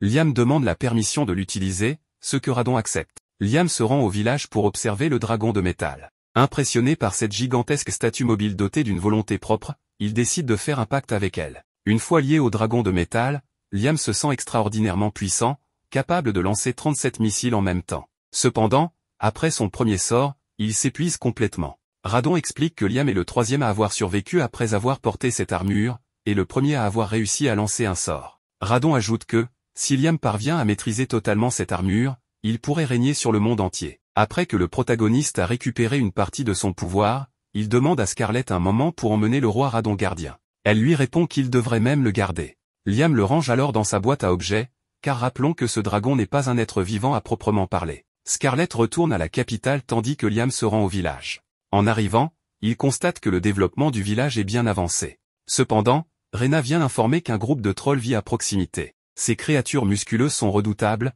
et il en existe 2 types, les extrêmement violents et les très amicaux. Malheureusement, ceux qui vivent près du village font partie des violents. Sachant que de plus en plus d'humains viendront s'installer ici, le protagoniste doit intervenir au plus vite pour éviter toute catastrophe. En chemin, Liam remarque que la région est devenue aride, alors qu'elle était fertile il y a peu. Pourtant, malgré l'absence de végétation, la zone regorge de ressources comme le fer. Peu après, les trolls apparaissent et lui demandent qui il est. Il se présente sous le nom de Liam et leur annonce qu'il est venu les recruter, car il construit une nouvelle nation. Le troll reste méfiant envers les humains qu'il considère comme des menteurs. Mais Liam insiste, affirmant qu'il traitera tout le monde de manière juste. Il leur révèle même que les fées et les loups-garous l'ont déjà rejoint et qu'ils devraient en faire de même. Le troll refuse d'écouter et attaque. À la surprise générale, il se bat intelligemment et parvient à piéger Liam pour l'achever en un seul coup. Cependant, grâce à son armure magique de combat de Radon, Liam ressort indemne. Le troll, déconcerté, ne comprend pas ce qu'il s'est passé, tandis que ses compagnons semblent effrayés. Le protagoniste lui explique que sa rage a failli blesser ses propres alliés et que s'ils sont encore en vie, c'est uniquement grâce à sa protection. Impressionné, le troll voit en Liam un être à la fois puissant et bienveillant, et accepte de l'écouter. Liam lui explique qu'il construit un village où vivent principalement des elfes et des lycanthropes, ainsi que quelques humains. En somme, il veut que les trolls rejoignent la communauté. Le troll lui demande pourquoi il les a choisis, et Liam lui répond que c'est pour plusieurs raisons, mais surtout parce que l'arrivée imminente d'humains pourrait devenir un danger. Avant de prendre une décision, le troll veut voir le village. Liam les téléporte alors sur place. Surpris, le troll demande ce qui vient de se passer. Liam lui révèle qu'il a utilisé de la magie sacrée de haut niveau. Mais l'étonnement ne s'arrête pas là. Chris, une combattante du village, semble connaître le troll. Dès qu'elle le voit, elle lui assène un coup. Liam, intrigué, veut savoir quel est leur lien. Chris explique qu'ils sont comme des rivaux, car à chaque fois qu'ils se croisent, ils se battent. Elle a gagné 307 fois et perdu 378 fois, preuve que leur affrontement dure depuis longtemps.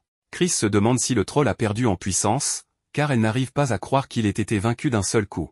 Mais Liam précise que c'est elle qui est devenue plus forte après avoir évolué. Ravi, Chris conseille alors au troll de conclure un pacte avec Liam. Plus qu'un simple conseil, c'est un ordre, car le perdant d'un combat doit obéir au gagnant. Le troll n'a pas d'autre choix que d'accepter. Liam accepte de conclure le pacte, et le troll, désormais baptisé Guy, évolue en une version plus petite, mais beaucoup plus puissante. Sans attendre, Guy engage aussitôt un combat avec Chris. Liam se rend compte que leurs attaques sont si puissantes qu'un simple humain ne pourrait pas y survivre. Chris, de son côté, possède des coups extrêmement rapides et précis. Toute la communauté assiste à cet affrontement de très haut niveau. Les autres trolls sont sous le choc, car leur chef est en réalité un légendaire troll, une évolution rare des trolls. Liam ne perd pas de temps et donne un nom à tous les autres trolls, leur conférant ainsi un pouvoir défensif et offensif considérable, ce dont le village avait urgemment besoin. Le lendemain, les trolls se mettent à récolter des roches riches en minerais pour que Liam puisse les extraire. Il invoque alors la salamandre et son champignon pour faire le travail. En plus d'abondantes réserves de fer, il découvre aussi de l'argent, de l'or et un peu de cuivre. Cependant, Liam espérait trouver davantage de mithril, mais il n'en a obtenu qu'une infime quantité. Radon lui rappelle que le mithril est un métal extrêmement rare dans le monde humain.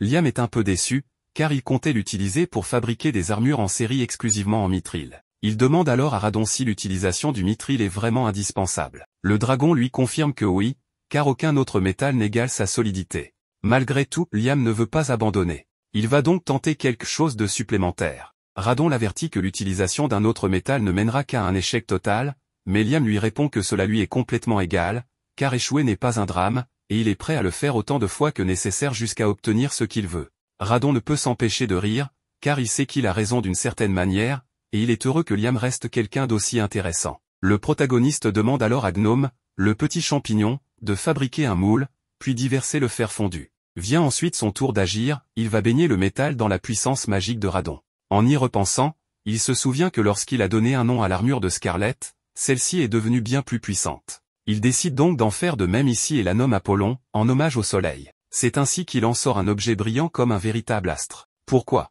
Parce que Liam a pensé que créer un moule en accord avec le nom choisi la rendrait plus puissante, et il avait raison. Il vient tout juste de créer la première armure magique en fer. Radon est sans voix, car Liam ne cesse de le surprendre. Dans l'après-midi, Liam est un peu attristé, car il prévoyait de créer de nombreuses armures. Mais, évidemment, il ne peut pas utiliser le même nom pour toutes. C'est ironique, avoir autant de fer et de magie, mais manquer d'imagination pour trouver plus de noms.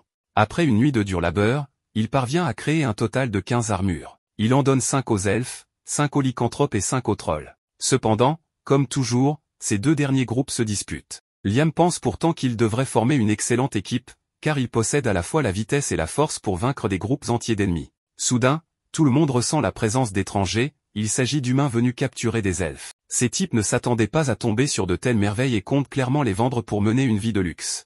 Il ordonne aux elfes de ne pas bouger. Liam commence à s'énerver, mais Rena veut s'occuper de la situation elle-même. Elle appelle Mina, une elfe aux cheveux roses, pour éliminer les bandits. Et elle s'avère suffisamment forte pour les anéantir en quelques secondes à peine. Liam est sincèrement impressionné. Il y a encore quelque temps, les elfes étaient très faibles, et les voir maintenant capables de se défendre seuls est incroyable. Tout cela est grâce aux armures magiques. Cela lui rappelle qu'il doit absolument trouver plus de noms pour en fabriquer davantage. Cependant, l'un des bandits menace tout le monde en affirmant qu'il tuera Liam si quelqu'un ose bouger. Le protagoniste lui fait comprendre son erreur en lui infligeant une correction mémorable, et les autres bandits prennent la fuite comme des lâches. Durant la nuit, Liam décide d'entrer dans son autre monde et invoque de nombreux esprits de l'eau, les Celsius. Il leur explique qu'il transporte de l'eau de mer dans sa boîte à objets et veut savoir s'ils peuvent la séparer en eau douce et en sel. Les esprits confirment que c'est possible et se mettent immédiatement au travail. À ce moment-là, l'un d'eux s'approche du protagoniste, c'est l'esprit qui l'a fait évoluer il y a quelque temps. Elle lui dit que son monde est désormais bien plus vaste et qu'elle souhaite le remercier pour cela. Elle mentionne également qu'elle a appris à posséder des objets et à altérer le monde humain, bien que la monarque rituelle la gronde souvent à cause de cela. Liam ne connaissait pas cette monarque et lui demande ce qu'elle entend par posséder des objets. L'esprit lui explique qu'un esprit de niveau intermédiaire peut posséder un objet de façon illimitée. D'ailleurs, dans ce monde, il existe de nombreuses armes et armures habitées par des esprits. Le protagoniste décide alors de lui donner encore plus de pouvoir et la renomme Celsius Zero. Ensuite, il invoque 2 autres esprits pour forger une nouvelle armure inspirée de Celsius Zero. Enfin, cette dernière prend possession de l'armure, la rendant bien plus puissante qu'elle ne l'était auparavant. Le lendemain, Liam distribue aux autres les armures prototypes. Elles sont bien plus puissantes que prévu, ceux qui les portent se sentent 10 fois plus forts que la veille. Désormais, il pourrait défendre tout le monde contre n'importe quel ennemi. Cependant, ces armures consomment énormément d'énergie, ce qui signifie qu'il faudra un entraînement intense pour les maîtriser à 100%. Le protagoniste est maintenant convaincu que s'il peut créer davantage d'armures possédées par des esprits de niveau intermédiaire, son peuple deviendra incroyablement fort et n'aura plus à s'inquiéter de sa défense. Mais Radon pense tout le contraire, car avec des armures et des unités aussi puissantes, ils n'auront pas seulement les moyens de se défendre mais aussi de conquérir d'autres nations. Jody et Azuna veulent savoir où diable Liam a été tout ce temps. Pour être honnête, j'avais complètement oublié l'existence de ces deux-là. Ce qui est amusant, c'est qu'Azuna veut qu'il leur donne l'argent qu'il est censé leur avoir mis de côté. Vous savez, celui que la princesse leur a donné pour qu'elle ne parle pas de ce qui s'est passé avec Radon. Un peu plus tard, Azuna offre à Liam l'unique grimoire de la ville qui n'a pas encore de propriétaire. Grâce à son anneau, il acquiert instantanément toutes les connaissances du grimoire et découvre avec surprise un sort qu'il ne connaissait pas du tout. Plus tard, alors qu'ils discutent tranquillement, Liam raconte à ses 2 compagnes qu'il travaille sur la création d'une nation. Elles sont toutes 2 impressionnées, mais Liam veut savoir ce qu'elles comptent faire, le rejoindre ou rester dans cette ville. Azuna s'offusque de la question, car il est évident qu'elles iront avec lui, après tout, elles sont sa famille. Liam est heureux, mais il les avertit qu'elles partiront plus tard, car il doit d'abord s'entraîner à maîtriser le sort du grimoire qu'on lui a offert. D'ailleurs, il pense pouvoir le maîtriser très bientôt. Sans attendre, il commence à s'exercer en plein air, sous les yeux de tout le monde. Curieuse, Azuna lui demande en quoi consiste ce sort. Le protagoniste explique qu'il ressemble au sort boîte à objets, permettant de stocker ce que l'on veut, bien que cela dépende de la puissance magique de la personne. Pour tester la différence entre les 2 sorts, il profite de l'arrivée de son repas et place une portion dans la nouvelle boîte. Lorsqu'il la ressort une minute plus tard, la nourriture est pratiquement décomposée. En résumé, c'est comme une poubelle magique qui désintègre tout en quelques secondes ou minutes. Azuna est fasciné, mais Liam ne sait pas encore comment exploiter cette capacité. Après réflexion, il a une idée, il court chercher un jus de raisin fraîchement pressé.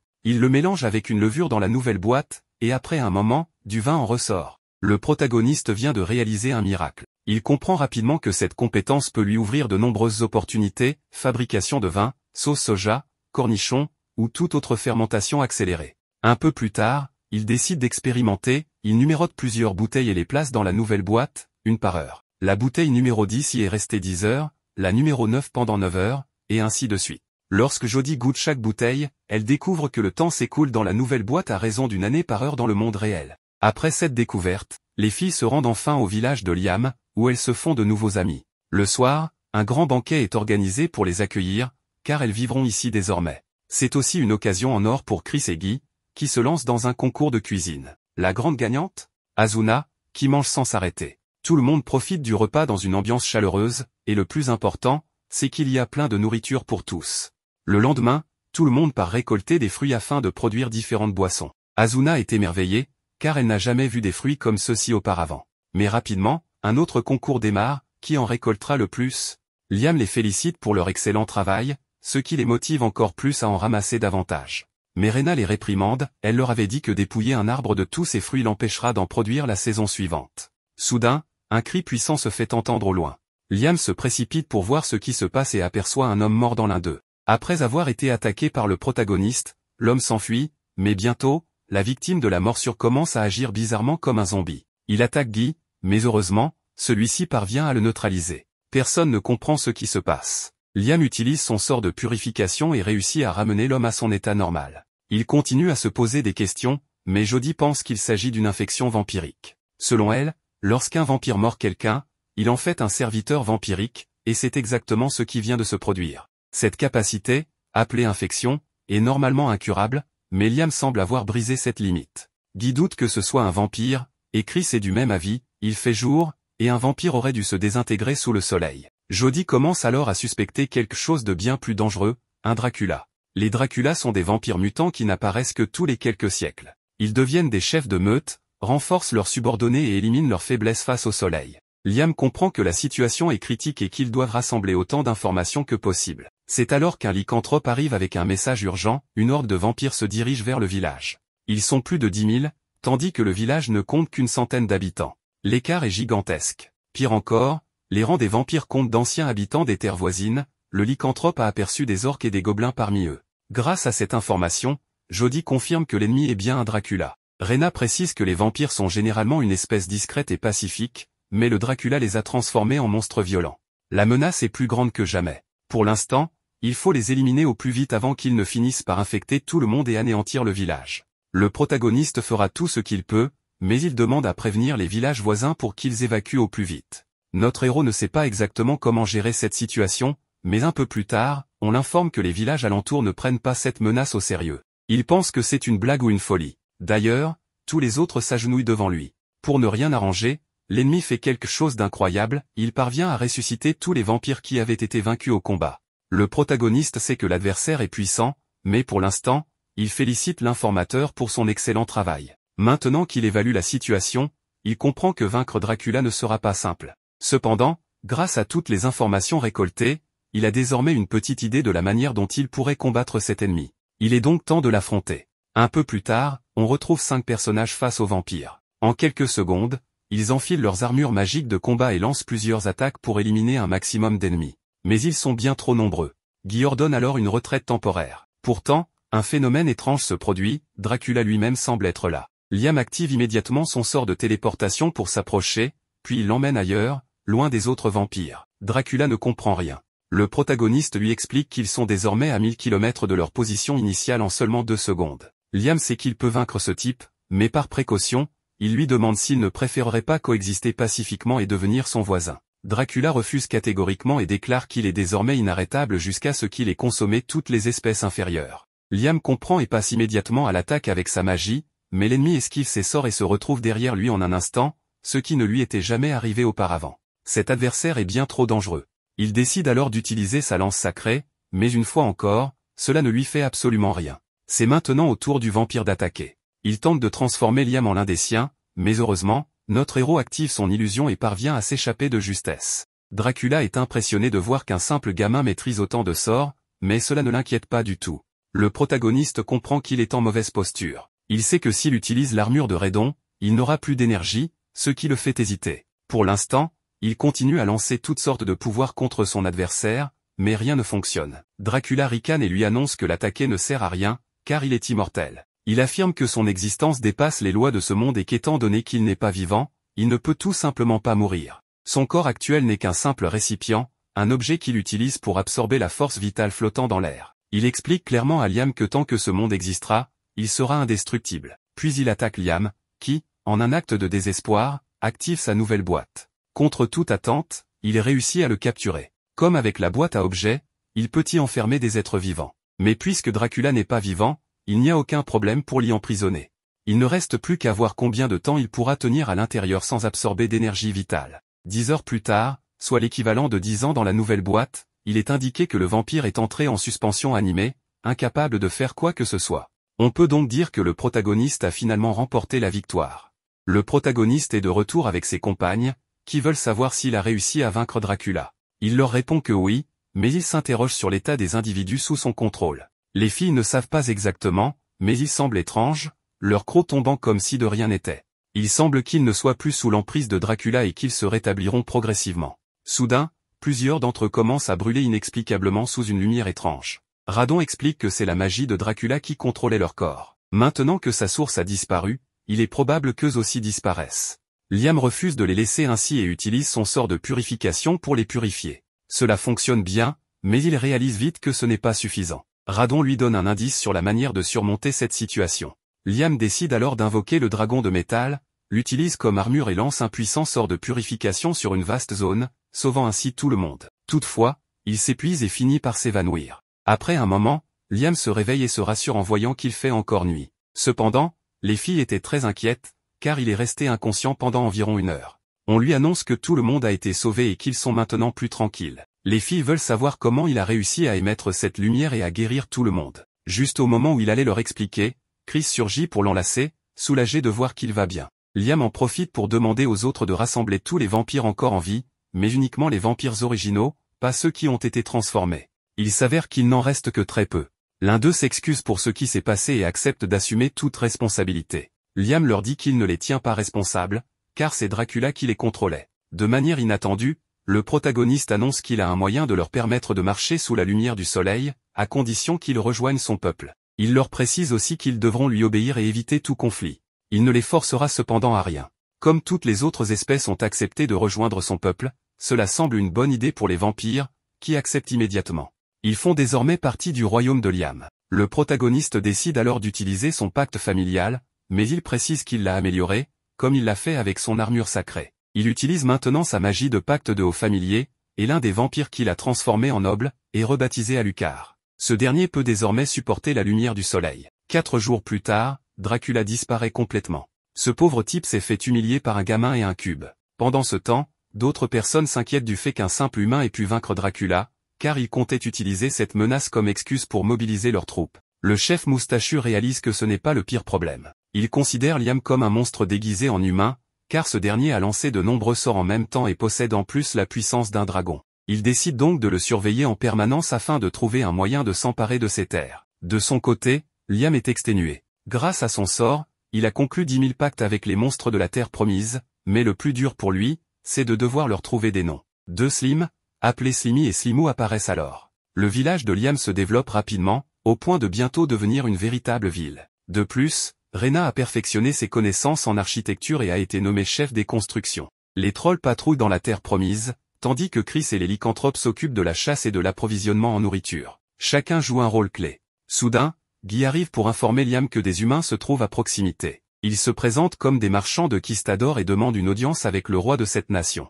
Liam ne comprend pas de quoi il parle, mais Guy lui explique qu'il est évidemment le roi. Liam ne se sent pas digne de ce titre, alors Guy demande aux autres habitants leur avis. À leur grande surprise, tout le monde considère déjà Liam comme leur roi, et ils trouvent même inutile de débattre de la question. C'est alors que Radon apparaît et proclame officiellement Liam Hamilton comme le roi légitime de ces terres et de cette nation. Le protagoniste n'en revient pas. Plus tard, il rencontre la princesse et lui demande si elle a trouvé des informations.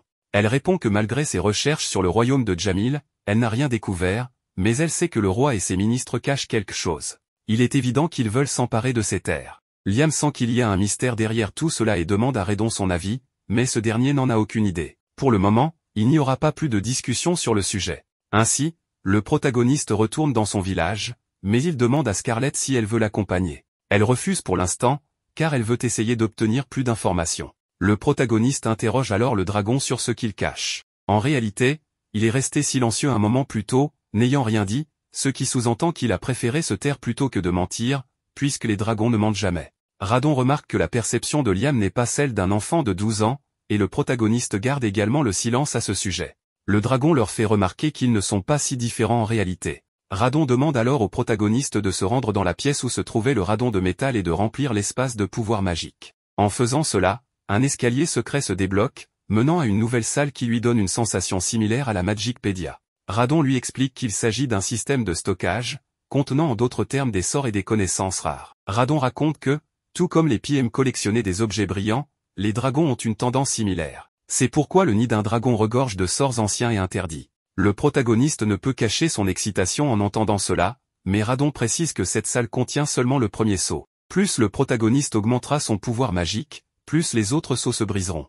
En fait, Liam est le premier humain à briser ce sceau depuis des siècles. Notre protagoniste décide alors de lire ce qui est inscrit et comprend que cela fonctionne comme un grimoire. Après sa lecture, il décide d'utiliser 19 sorts simultanément, ce qui est son maximum actuel. Soudain, des entités étranges apparaissent. Bien que Liam tente d'utiliser ces sorts, ils disparaissent presque immédiatement. Le dragon lui explique qu'il doit maîtriser un sort spécifique pour gérer ce problème, et que la difficulté augmentera progressivement. Il devra donc employer plusieurs sorts en même temps. Le protagoniste découvre une solution pour surmonter cet obstacle, il s'invoque lui-même. Ainsi, pendant qu'un tire, l'autre maintient un sort actif, ce qui accélère considérablement l'épreuve. Il obtient alors une compétence ancestrale appelée bouclier de force absolue, un bouclier qui bloque entièrement une attaque physique, quelle que soit sa puissance. Cependant, il ne fonctionne que pour la première attaque, les suivantes passent sans problème. Ainsi, le protagoniste s'entraîne maintenant à créer plusieurs barrières aussi rapidement que l'ennemi attaque. C'est une amélioration cruciale, car sur un champ de bataille, les attaques multiples fusent de toutes parts. Radon est impressionné par les capacités de Liam et l'informe que l'étage supérieur contient un autre sort, bouclier magique absolu. Mais pour le débloquer, il devra encore augmenter son pouvoir magique et briser le sceau. Comme son nom l'indique, ce sort fonctionne comme le précédent, mais pour les attaques magiques. Le protagoniste se demande s'il pourrait le répliquer en échangeant l'énergie physique contre l'énergie magique. Immédiatement, il se met à réfléchir et à expérimenter mentalement afin de corriger les failles du sort. Comme l'explique le dragon, il doit visualiser la causalité pour y parvenir. Après un long moment, il réussit enfin à utiliser le bouclier magique absolu. Il demande à Radon si cela a bien fonctionné, et le dragon ôte son chapeau, impressionné qu'il ait appris un sort ancestral de cette manière. Liam ne peut s'empêcher de ressentir de l'excitation et continue de s'entraîner. Radon souligne que cela faisait des siècles qu'aucun humain n'avait brisé les sceaux de ses ruines, mais Liam l'a fait facilement et a même développé un sort ancestral par lui-même. Un peu plus tard, Radon lui demande ce qu'il fait, et le protagoniste explique qu'il laisse son corps s'habituer à cette sensation. Il s'entraîne également à détecter la présence de la magie, afin d'améliorer les barrières qu'il vient d'obtenir. Radon lui demande pourquoi il ne les utilise pas en permanence, mais Liam estime que ce serait impossible. Ce qu'il cherche, c'est apprendre à les utiliser de la manière la plus efficace possible, pour consommer le moins de pouvoir magique. Le dragon est fasciné par la passion de Liam pour la magie et lui conseille de ne jamais perdre cette passion, car elle doit être son arme principale dans ce monde. Avec urgence, on convoque le protagoniste, car Guy veut le voir au plus vite au point de rendez-vous 17. En arrivant, Guy explique que ces hommes présents sont des messagers du très attendu représentant de Balt et qu'ils ont demandé une audience avec le roi, c'est-à-dire Liam. Le protagoniste accepte, et il s'avère que leur chef est un certain Ex-Blast. Ce dernier dit être venu sur ordre de Sa Majesté, qui souhaite que Liam épouse Mademoiselle Flora. Liam est surpris en entendant cela, mais Ex en profite pour lui demander s'il a déjà échangé des vœux avec la princesse Scarlett de Jamil. Le protagoniste répond que non, mais que cela se fera dans le futur. Ex comprend et ajoute que Sa Majesté n'aurait jamais laissé une telle chose en suspens aussi longtemps. C'est pourquoi il a amené Mademoiselle Flora, afin qu'il puisse se marier immédiatement, s'il le souhaite. Évidemment, Liam ne s'attendait pas à cela et préfère leur proposer de vivre temporairement en ville. Ex croit alors que le protagoniste a accepté la proposition, mais Liam essaie de lui expliquer que ce n'est pas le cas. Cependant, quelque chose de dangereux approche. Il utilise alors son bouclier magique. Liam ne comprend pas ce qui vient de se passer, mais Radon lui explique qu'il s'agissait d'un monstre artificiel capable d'exploser. Il ajoute que s'il avait tardé ne serait-ce qu'une seconde de plus à réagir, la jeune femme aurait été réduite en cendres. Malheureusement, l'identité du responsable est inconnue, mais en voyant qu'Ex est immédiatement parti en abandonnant Flora, il est fort probable qu'il soit derrière tout cela. Tout cela semble très étrange. Liam demande donc à Guy de protéger cette zone en son absence. Il part ensuite voir Scarlett. Peu après, ils reviennent ensemble grâce à la téléportation. Liam lui raconte ce qui s'est passé et lui dit que Flora a été attaquée. Scarlett affirme qu'elle n'a jamais entendu parler d'une famille portant ce nom, mais qu'en revanche, elle connaît bien Ex-Blast. Il s'avère qu'il est le conseiller du duc, mais aussi le responsable des opérations clandestines. Compte tenu de cette attaque, Scarlett pense qu'ils cherchent une excuse pour poursuivre leur invasion. Elle mentionne également avoir reconnu cette jeune fille. Il semblerait qu'elle soit une fille secrète, non reconnue officiellement, du grand-duc. En voyant une marque sur sa poitrine, elle en est presque certaine. Liam veut savoir comment elle peut être aussi sûre, et elle lui explique que les particularités des enfants illégitimes sont souvent répertoriées au cas où elles seraient un jour nécessaires. Pendant ce temps, Flora se réveille et ne semble pas savoir ce qui s'est passé. Elle leur demande de s'éloigner, mais Liam la rassure en lui disant qu'il peut la protéger de n'importe quel ennemi. Flora précise que ce n'est pas la raison de son inquiétude, mais plutôt une malédiction. Si l'explosion ne l'a pas tuée, cette malédiction le fera. Elle ne veut pas impliquer celui qui vient de la sauver, mais Liam lui demande de lui montrer cette chose. En un instant, il la détruit complètement. Flora est impressionnée, mais Scarlett lui dit que ce n'est rien, car comme Liam peut utiliser la magie sacrée, les malédictions ne sont rien pour lui. Malgré tout, Liam veut en savoir plus sur la nature de cette malédiction. La fille aux cheveux bleus explique alors que, d'après ce qu'elle a entendu, elle transforme la victime en monstre, qui doit ensuite obéir à toutes les ordres de celui qui l'a maudite. Radon intervient pour dire qu'il s'agit d'un artefact maudit. Tout cela rappelle à Liam une affaire qu'il a eue avec un Dracula, car c'est un phénomène similaire. Alors, Liam propose à Flora de rester avec eux, promettant de la protéger pour que Balt ne puisse pas lui faire de mal. Heureusement, Flora accepte avec joie. Plus tard, Scarlett met en garde Liam, il prend tout cela à la légère. Il pense qu'elle parle du duc de Balt, mais elle lui dit que non, elle fait référence aux 3 nations voisines. Scarlett lui conseille de faire une démonstration de force pour leur prouver sa puissance. Liam ne sait pas comment s'y prendre, alors elle lui recommande de frapper une monnaie, autrement dit, de la fabriquer. Elle lui montre une armure qu'il a lui-même conçue. Il est évident qu'elle est extrêmement détaillée, de la tête aux moindres écailles. En voyant la qualité de son travail, Scarlett sait qu'il peut frapper des monnaies sans problème. Elle lui montre ensuite 3 types de pièces d'argent, chacune ayant un niveau de détail différent. Plus la pièce est détaillée, plus elle est précieuse. La plus détaillée est une pièce originale de Jamil, qui sert à créer des moules pour une production de masse. La moins détaillée est une pièce produite en dehors du pays. Il est évident que les détails se perdent à chaque reproduction. Le point qu'elle veut souligner, c'est que les matériaux et la finesse des détails reflètent la capacité technique et la puissance d'une nation. Liam comprend son raisonnement et réalise qu'en produisant des pièces d'excellente qualité, il peut démontrer sa puissance sans recourir à la guerre. Sans perdre de temps, il invoque ses Pokémon et parvient rapidement à produire des résultats incroyables. Ensuite, vient le tour des pièces en cuivre. Scarlett lui recommande de les mélanger à d'autres métaux, comme celles de Jamil, qui sont composées d'un alliage d'étain, de bronze et de cuivre. Liam applique cette information et, peu après, il crée des pièces bien supérieures à celles de Jamil. Plus tard, 2 femmes apportent ces nouvelles pièces à un expert et lui disent qu'elles viennent du royaume de Liam, la nouvelle nation de la Terre promise. L'homme est impressionné par leur qualité. Les jeunes femmes veulent son avis pour savoir à combien elles pourraient être mises en circulation. En tenant compte de leur pureté et de leurs détails, il estime qu'elles surpassent toutes les pièces d'argent de Jamil. Les filles lui montrent alors les pièces en bronze, et il est choqué par leur couleur particulière. Il demande quelle est la pureté du cuivre utilisé, et Azuna lui répond qu'il est à 50%. L'homme est troublé, il ne comprend pas comment, avec seulement 50% de pureté, ces pièces peuvent être aussi détaillées. Il en conclut que si toutes les pièces sont de cette qualité, elles valent le triple de celles de Jamil. C'est une excellente nouvelle, et les filles sont ravies. Un peu plus tard, Liam lit une lettre, et Scarlett lui demande s'il va bien, car il semble préoccupé. Il lui explique que son frère lui a écrit, ayant appris qu'il a fondé une ville, et qu'il veut le rencontrer au plus vite. Scarlett est furieuse en entendant cela, mais Liam la calme. Elle estime qu'il ne devrait pas lui prêter attention, car Albrevi n'est même pas le chef de famille. De plus, elle est certaine qu'il manigance quelque chose pour essayer de se racheter, donc cela ne vaut pas la peine de lui répondre. Elle pense qu'une offre du chef des Hamilton pourrait être intéressante, mais Liam n'a aucune raison d'obéir à quelqu'un comme Albrevi. Le protagoniste la remercie pour ses paroles, car elles l'aideront à prendre une décision. Un peu plus tard, regardez qui vient d'arriver, le grand Bruno en personne. Il est impressionné par le développement de cette nation, malgré le fait qu'elle soit peuplée de monstres. Bruno souhaite discuter affaires et propose de se rendre dans un endroit plus privé. Scarlett leur recommande d'aller à la maison qu'ils ont construite pour elle. Liam la remercie et il s'y dirige. Une fois sur place, Bruno va droit au but, il veut obtenir l'autorisation pour que sa famille puisse commercer avec cette nation. Il promet de respecter les lois et de payer les taxes requises. Face à cette avalanche d'informations, Liam demande à Bruno de reprendre depuis le début. Bruno explique qu'en tant que chef de famille, il est venu en personne faire cette demande. Liam est surpris par la différence de comportement entre Bruno et Albrevi. Alors qu'Albrevi, qui n'est même pas le chef de famille, lui a écrit une lettre arrogante, Bruno, lui, bien que leader d'une famille plus modeste, s'incline humblement devant lui. Cette différence est flagrante.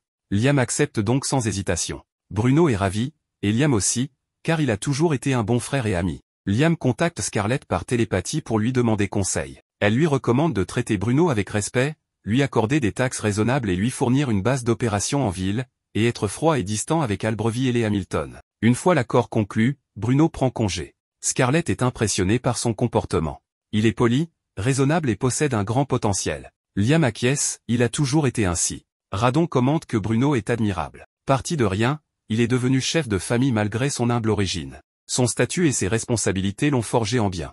À l'inverse, l'aîné de la famille est tout son opposé. Radon explique que c'est précisément pour éviter ce genre de problème qu'il a conseillé au roi de retirer les titres de noblesse tous les 3 générations. Liam est étonné, mais comprend rapidement l'intérêt, cela force les nobles à accomplir de grandes choses s'ils veulent conserver leurs titres. Radon ajoute que Liam aussi a changé. Il demande désormais conseil à Scarlett lorsqu'il hésite, ce qui est une preuve de sagesse. Scarlett est très intelligente, ses suggestions sont précieuses. Cependant, il avertit Liam qu'il devra devenir encore plus fort. Avec certaines personnes, la raison ne suffit pas. Liam ne sait pas comment devenir plus puissant. Radon lui recommande alors d'utiliser la magie non seulement pour lancer des sorts, mais aussi comme source de puissance en général, sinon il risque un jour d'être neutralisé. Liam ne comprend pas bien ce qu'il veut dire. C'est alors qu'apparaît une jeune femme. Liam demande si c'est Radon, mais elle élude la question. Pourtant, il est clair qu'elle l'est. Elle lui montre comment utiliser la magie non pas pour lancer des attaques, mais pour améliorer ses capacités physiques. Liam essaie, et cela fonctionne immédiatement. Il doit toutefois perfectionner cette technique. Radon est stupéfait par la rapidité avec laquelle il apprend. Elle l'avertit cependant, s'il utilise toute sa magie d'un coup, il sera vidé de ses forces. Pour l'entraîner, Elle crée des bulles qu'il doit remplir de pouvoir, en réduisant la quantité utilisée de 20% toutes les 10 secondes. L'objectif est d'augmenter sa capacité magique et d'améliorer son contrôle pour éviter qu'il ne s'épuise trop rapidement. Encore une fois, Liam apprend à une vitesse prodigieuse. Il réalise qu'en régulant sa puissance, il pourrait lancer plus de 100 sorts à la fois. Il possède un talent d'apprentissage surhumain, au point de découvrir des choses par lui-même sans aide extérieure. Cela agace Radon, qui voulait lui donner des cours, mais se rend compte que ce ne sera même pas nécessaire. Toutefois, elle le félicite, en matière de magie, Liam est un véritable prodige.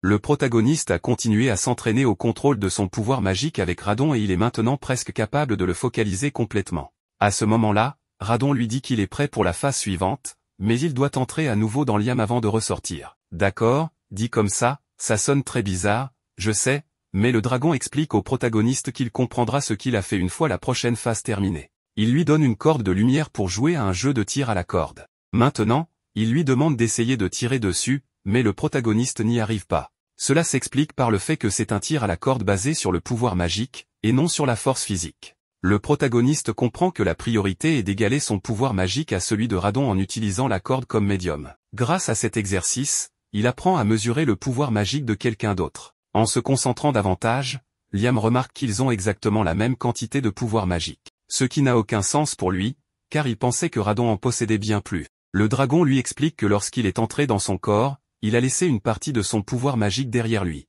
De plus, le corps actuel de Liam ne peut supporter qu'une quantité de pouvoir magique équivalente à la sienne. Maintenant qu'il a compris cela, il est temps pour l'épreuve finale. Elle consiste à lancer le plus de sorts simultanément possible. À cet instant, Liam réussit à en lancer 28 en même temps. Radon lui explique qu'en améliorant son contrôle et ses perceptions, Liam a appris à utiliser son pouvoir de manière plus efficace. Il lui pose alors une question, « As-tu déjà entendu dire que la stratégie surpasse la force brute ?» Le protagoniste répond que oui. Il ajoute que lorsqu'on parle de force, les humains sont relativement faibles. Leur complexe d'infériorité les pousse à croire qu'ils peuvent vaincre la force brute grâce à l'intelligence, c'est pourquoi ils ne retiennent que la première moitié du dicton.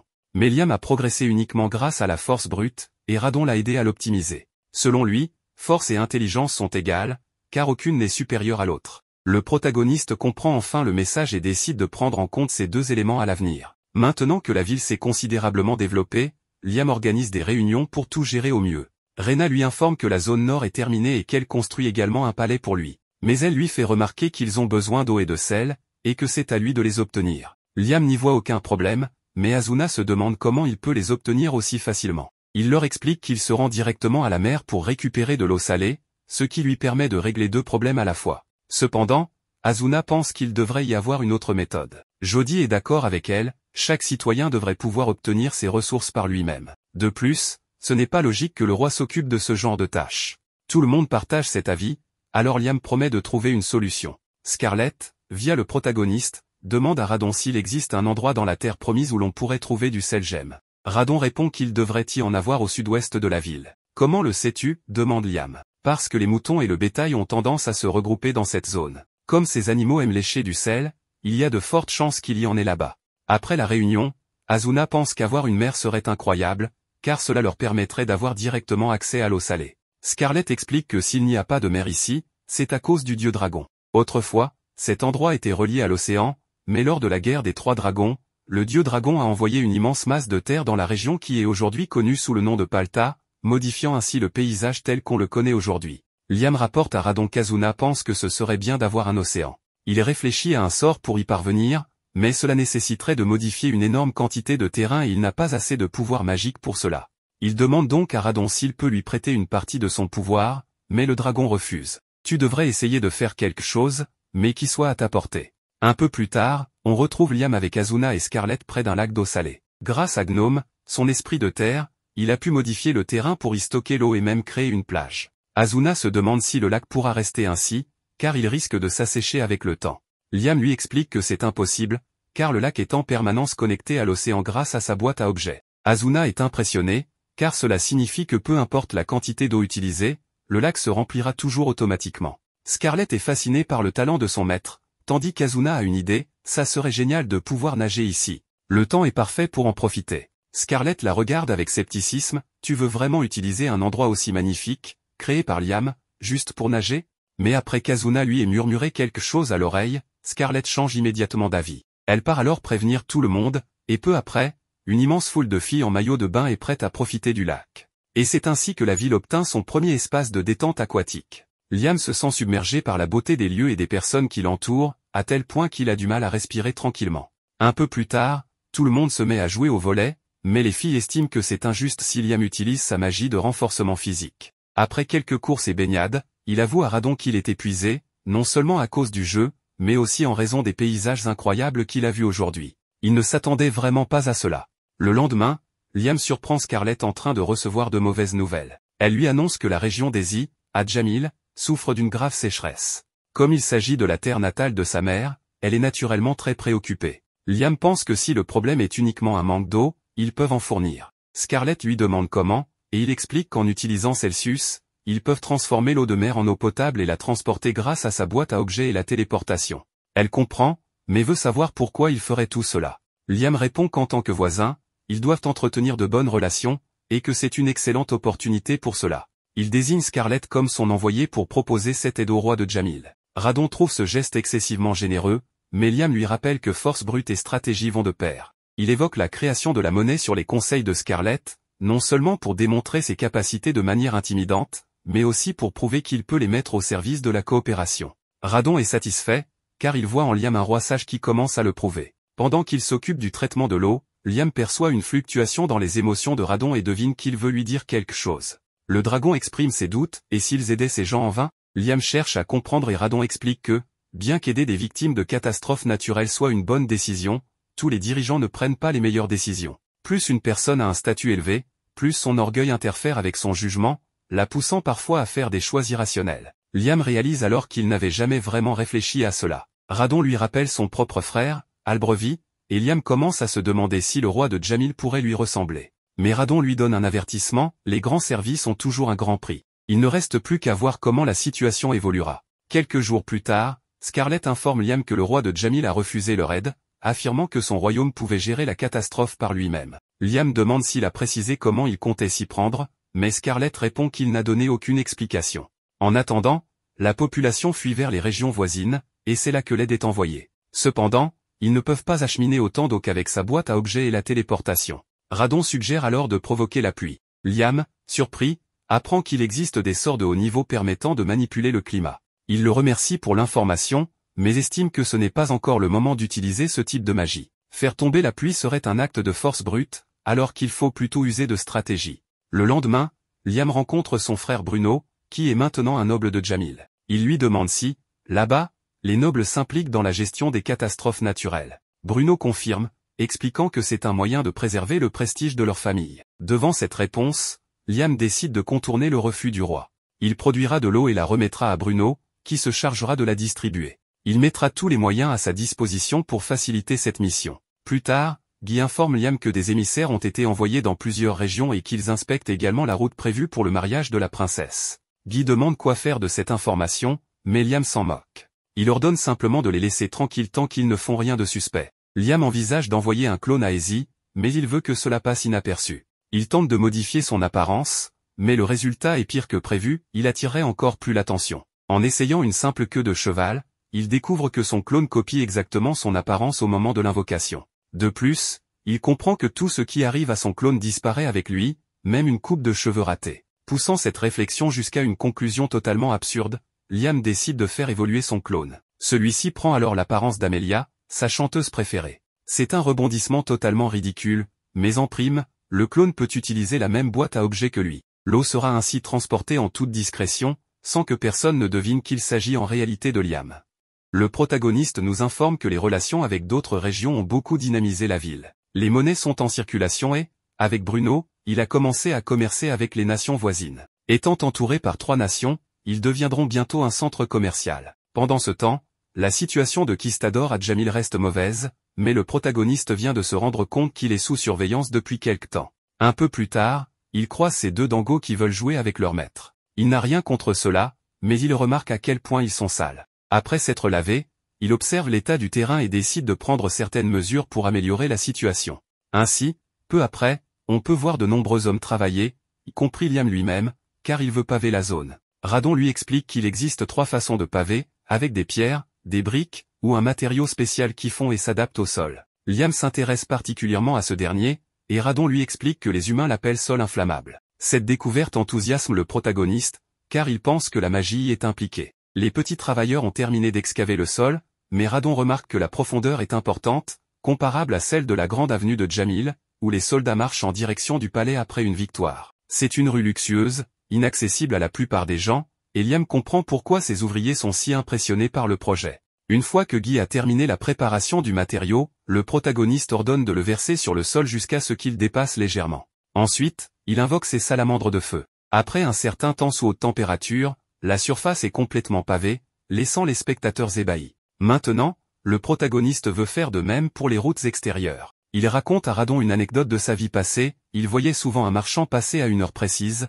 mais un jour, il ne passa pas à cause d'un nid de poule. Sans l'aide des gens, il aurait eu de graves problèmes. Cela lui fait comprendre l'importance des routes reliant les villages et les villes. Il veut donc s'assurer que personne ne connaisse un tel désagrément. Une fois la route achevée, il est satisfait, mais lorsqu'il s'apprête à manger la nourriture que Jodia lui a préparée, il se rend compte qu'il manque encore quelque chose. Il touche le sol et confirme qu'il doit encore être amélioré. Il demande alors à ses esprits d'intervenir. Peu après, il explique à Radon que les Slim lui ont rappelé un détail essentiel, les routes se détériorent toujours par le centre, où passent principalement les gens, et l'eau a tendance à s'y accumuler. Radon est impressionné par cette observation. Liam annonce alors qu'ils vont devoir repaver en ajoutant une couche supplémentaire. En s'entraînant avec Radon, il a découvert que s'il imprègne son corps de pouvoir magique, il gagne en force et en poids. Il décide donc de s'y habituer progressivement pour renforcer son entraînement, même en dormant. Depuis longtemps, il souhaitait apprendre la magie et bien l'utiliser, mais il réalise que perfectionner les bases est primordial. Il ajuste son niveau de puissance magique et sa posture, puis tente de s'appuyer sur une corde. Progressivement, il s'améliore, semblant apprendre aussi rapidement qu'une intelligence artificielle. Radon lui demande alors s'il a remarqué quelque chose.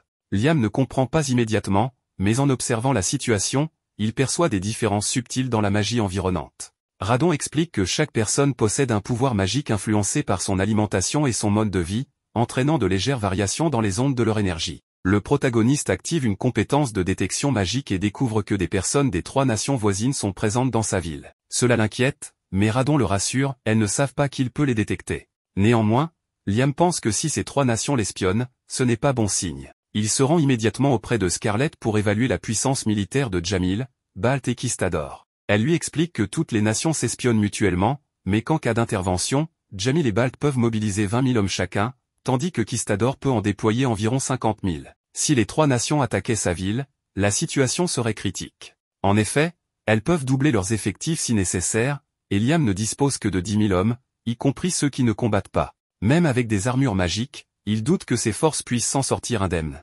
Radon suggère qu'avec une armure magique pour chaque soldat, il serait peut-être possible de vaincre un tel nombre d'ennemis. Mais pour le moment, ce n'est pas envisageable. Liam décide donc d'éviter tout conflit à tout prix. Scarlett approuve cette décision et prend en charge la gestion de la politique extérieure. Une fois de retour, Liam réfléchit au fait que, bien qu'il partage une frontière avec 3 autres nations, il y en a d'autres sur le continent.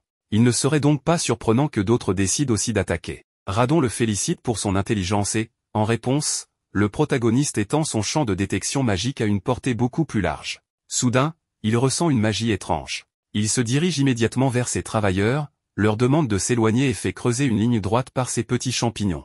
Il plonge ensuite dans le trou et trouve exactement ce qu'il cherchait, du mithril pur. Avec une telle quantité, une chose est évidente, il est temps de fabriquer des armures magiques pour tout le monde. Scarlett lui demande ce qui se passe, et il lui ordonne de faire savoir à tous que le royaume possède un gisement de mithril pur. Liam est ravi, car ce minerai deviendra l'outil de dissuasion ultime de la nation.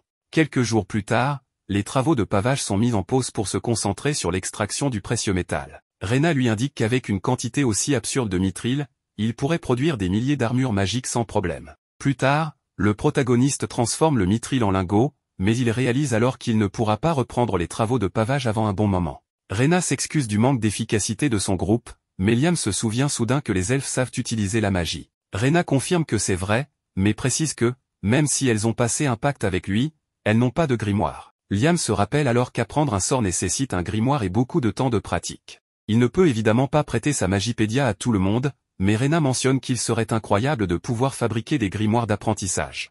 Cette remarque donne alors une idée géniale au protagoniste, créer un hôtel, un peu comme celui que Radon avait avec son gardien de métal. Liam demande à Rena si elle sait utiliser la magie, et elle répond qu'elle maîtrise la magie de glace. Il l'emmène alors dans la partie pavée de la ville et décide d'utiliser du mithril comme base principale pour son artefact magique. Une fois la structure recouverte d'asphalte et imprégnée de magie, Rena, simplement en se tenant dessus, sent soudainement les sorts affluer dans son esprit. Émerveillée, elle ne comprend pas comment c'est possible. Le protagoniste lui explique alors qu'il a utilisé la magie pour transformer le mithril en un dispositif de stockage de sorts. Désormais, toute personne se trouvant sur la structure pourra apprendre des sorts instantanément. Quelques jours plus tard, il teste cette innovation sur plusieurs citoyens, et tous sont capables de lancer des sorts très puissants. Grâce à cela, chaque habitant de la ville pourra apprendre la magie et défendre son foyer contre les ennemis. Mais ce n'est pas tout. Liam demande à Rena de se placer à un endroit spécifique et d'essayer d'utiliser le sort téléphone. Contre toute attente, elle y parvient, alors qu'elle ne connaissait même pas ce sort auparavant. Ce sort permet de transmettre sa voix à grande distance, mais il a une condition, seuls ceux qui ont un pacte avec Liam peuvent l'utiliser. Mieux encore, tous ceux vivant dans la ville et ayant un pacte avec lui peuvent maintenant utiliser téléphone entre eux. Rena, fascinée, teste immédiatement la communication avec l'une de ses amies, ce qui la laisse bouche bée. L'elfe est aux anges, car le protagoniste vient de révolutionner leur mode de vie. Elle le félicite chaleureusement, il a construit la meilleure ville qui soit, une véritable cité magique. Même elle peine à croire que cet endroit dépasse déjà sa propre ville natale. Avec tous ces progrès, les citoyens décident de construire un palais pour Liam, digne d'un roi. Mais vient alors la question de sélectionner ses servantes. Évidemment, les hommes sont immédiatement écartés. Scarlett, Jodie et Azuna sont également exclus, car elles ne maîtrisent que les tâches domestiques basiques, ce qui est insuffisant pour servir le roi de cette nation. Il ne reste alors que les elfes, et pour être juste, elles sont choisies par tirage au sort. Finalement, 2 d'entre elles sont désignées, et elles ne peuvent cacher leur excitation, car elles rêvaient d'obtenir ce poste. Quant aux autres, elles ne sont pas découragées, d'après les rumeurs, d'autres servantes seront sélectionnées le mois prochain. Nous venons d'apprendre que le protagoniste a conclu un pacte familial avec Flora, car elle sera bientôt sa femme et vivra dans cette ville. En ce moment, elle utilise un peu de magie, et le protagoniste lui explique que tout le monde en ville peut en faire autant. Il prévoit également d'installer du mithril dans toutes les rues afin que les habitants puissent améliorer leur qualité de vie et avoir accès aux services de base par eux-mêmes. Elle est impressionnée, car à Balt, personne ne se soucie des roturiers. Soudain, Guy appelle Liam pour l'informer qu'un groupe de personnes demande une audience avec le roi. Le protagoniste demande qui ils sont, et Guy lui répond qu'ils se font appeler les dragons de Kistador. Flora dit les connaître, car ce sont des chevaliers qui montent des dragons légendaires, des créatures incroyablement puissantes. Le protagoniste va immédiatement à leur rencontre, mais il est surpris de voir que tous les dragons sont agités à sa présence.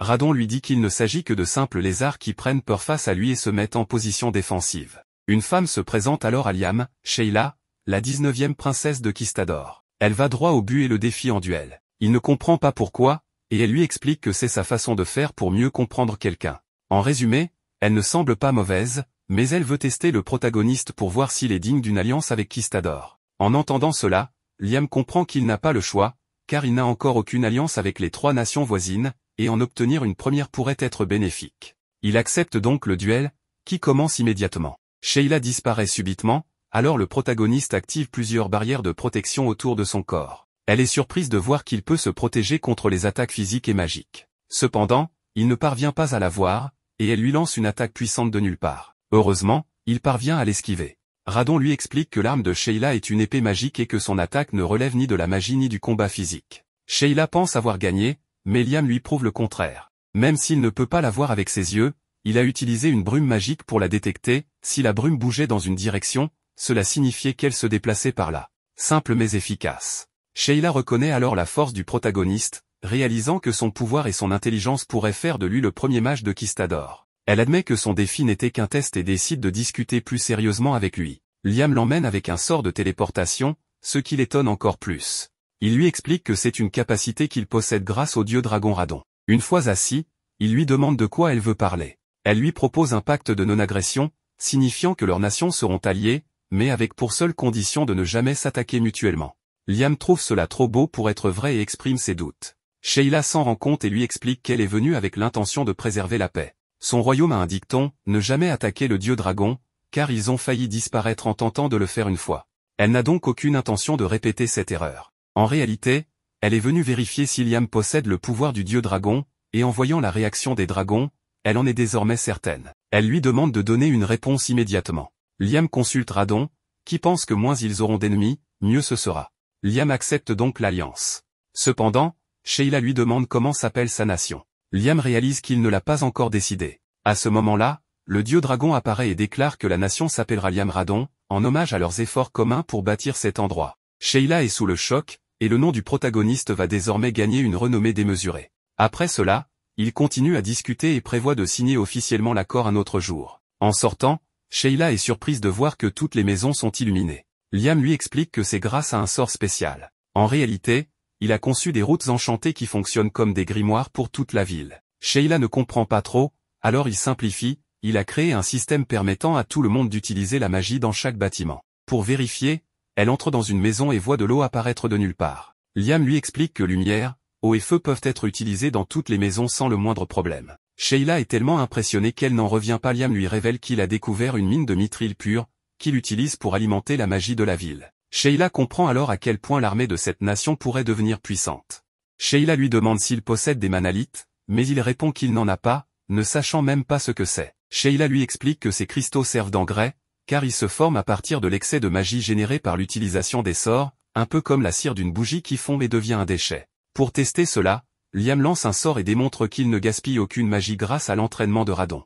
En fait, grâce à ses efforts, il atteint une efficacité de 100%, c'est-à-dire qu'il ne perd absolument rien de sa magie. Après le départ de Sheila, Liam demande à Radon si avoir une efficacité magique totale est vraiment impressionnant. Radon confirme que oui, car aucun humain normal ne peut atteindre ce niveau, d'où leur surprise. Radon lui propose d'essayer d'avoir une efficacité de 0%, ce que Liam réussit du premier coup. C'est ainsi qu'il découvre que la magie gaspillée se manifeste sous forme d'une fine poudre qui, en s'accumulant au sol, forme avec le temps des cristaux. Vu la taille de la ville, Radon estime qu'il devrait y en avoir quelque part. Liam utilise alors son pouvoir de détection magique et finit par en trouver un sous terre. Curieux, il demande à Radon quelle est l'utilité de ces cristaux. Celui-ci explique qu'ils ne sont pas si précieux en soi, car leur pouvoir s'amenuise avec le temps jusqu'à devenir de simples pierres. Pourtant, les humains leur accordent une immense valeur et ils peuvent coûter plus cher qu'un diamant pur. Liam est stupéfait, ces pierres pourraient leur rapporter une fortune. Le lendemain, Bruno vient le voir, et Liam en profite pour le remercier, car tout semble bien se passer à Easy. Mais le sujet important du jour, ce sont les cristaux magiques. Selon les calculs de Liam, il pourrait en produire en masse et les commercialiser pour gagner une somme colossale. Intrigué, Bruno demande comment cela est possible. Liam lui explique que grâce au mithril répandu dans toute la ville, la magie est constamment utilisée, et donc la formation de cristaux est une simple formalité. Mais, tout comme Sheila, Bruno a du mal à comprendre la complexité du processus. Liam se contente alors de lui dire que l'important est de se concentrer sur la vente des cristaux magiques. Bruno est ravi de cette opportunité, car ces cristaux sont très prisés pour leur rareté et leur beauté. Il raconte même que chaque cristal possède un motif unique, ce qui les rend encore plus précieux. De plus, les cristaux anciens, âgés de plus de 300 ans, ont des couches plus fines, ce qui leur confère une beauté exceptionnelle. Évidemment, ils coûtent une fortune. Mais devinez quoi? Liam a la boîte noire. En faisant quelques calculs, il estime qu'il lui suffira de rester 2 semaines à l'intérieur pour faire passer 300 ans à un cristal. Après plusieurs semaines, l'heure est venue de vérifier le résultat. En plus d'être devenu plus petit, le cristal est incroyablement plus beau. En réalité, Liam a laissé passer quelques semaines de plus, et ce sont finalement 500 ans qui se sont écoulés dans la boîte. Le résultat est bien au-delà de leurs attentes. Liam place le cristal dans une boîte et l'envoie, accompagné de plusieurs servantes et d'un de ses clones, au royaume de Kistador en guise d'offrande d'amitié. Le roi est stupéfait en voyant la pierre précieuse, affirmant qu'il n'a jamais rien vu d'aussi magnifique. Lorsque l'expert en gemmes l'analyse, tout le monde est sous le choc en apprenant qu'elle date de 500 ans. Liam confie à son frère qu'il espère que cette initiative portera ses fruits, car il a offert ce cristal en signe de puissance, mais sous une approche amicale, combinant stratégie et force brute. Peu après, les elfes reviennent avec un message, le royaume de Kistador est impressionné par ce cadeau inestimable et, en retour, décide d'envoyer quelques présents en signe de bonne volonté. Cela marque le début d'une amitié entre les deux nations. De plus, Sheila admet vouloir devenir amie avec Liam et lui propose des conseils sur les relations diplomatiques entre Jamil et Balt. Cela tombe à pic, car Liam cherche à entretenir de bonnes relations avec tout le monde. Il n'en revient pas de tout ce qu'il a accompli aussi rapidement. Après avoir salué plusieurs de ses connaissances et félicité tout le monde pour leur progrès, la princesse Scarlett informe Liam qu'elle peut désormais gérer les réunions diplomatiques à sa place. Elle l'encourage à prendre du repos et à profiter de son temps libre. Et quelle est la première chose que Liam décide de faire? Il demande à Radon de lui enseigner de nouveaux sorts, car la magie est sa plus grande passion.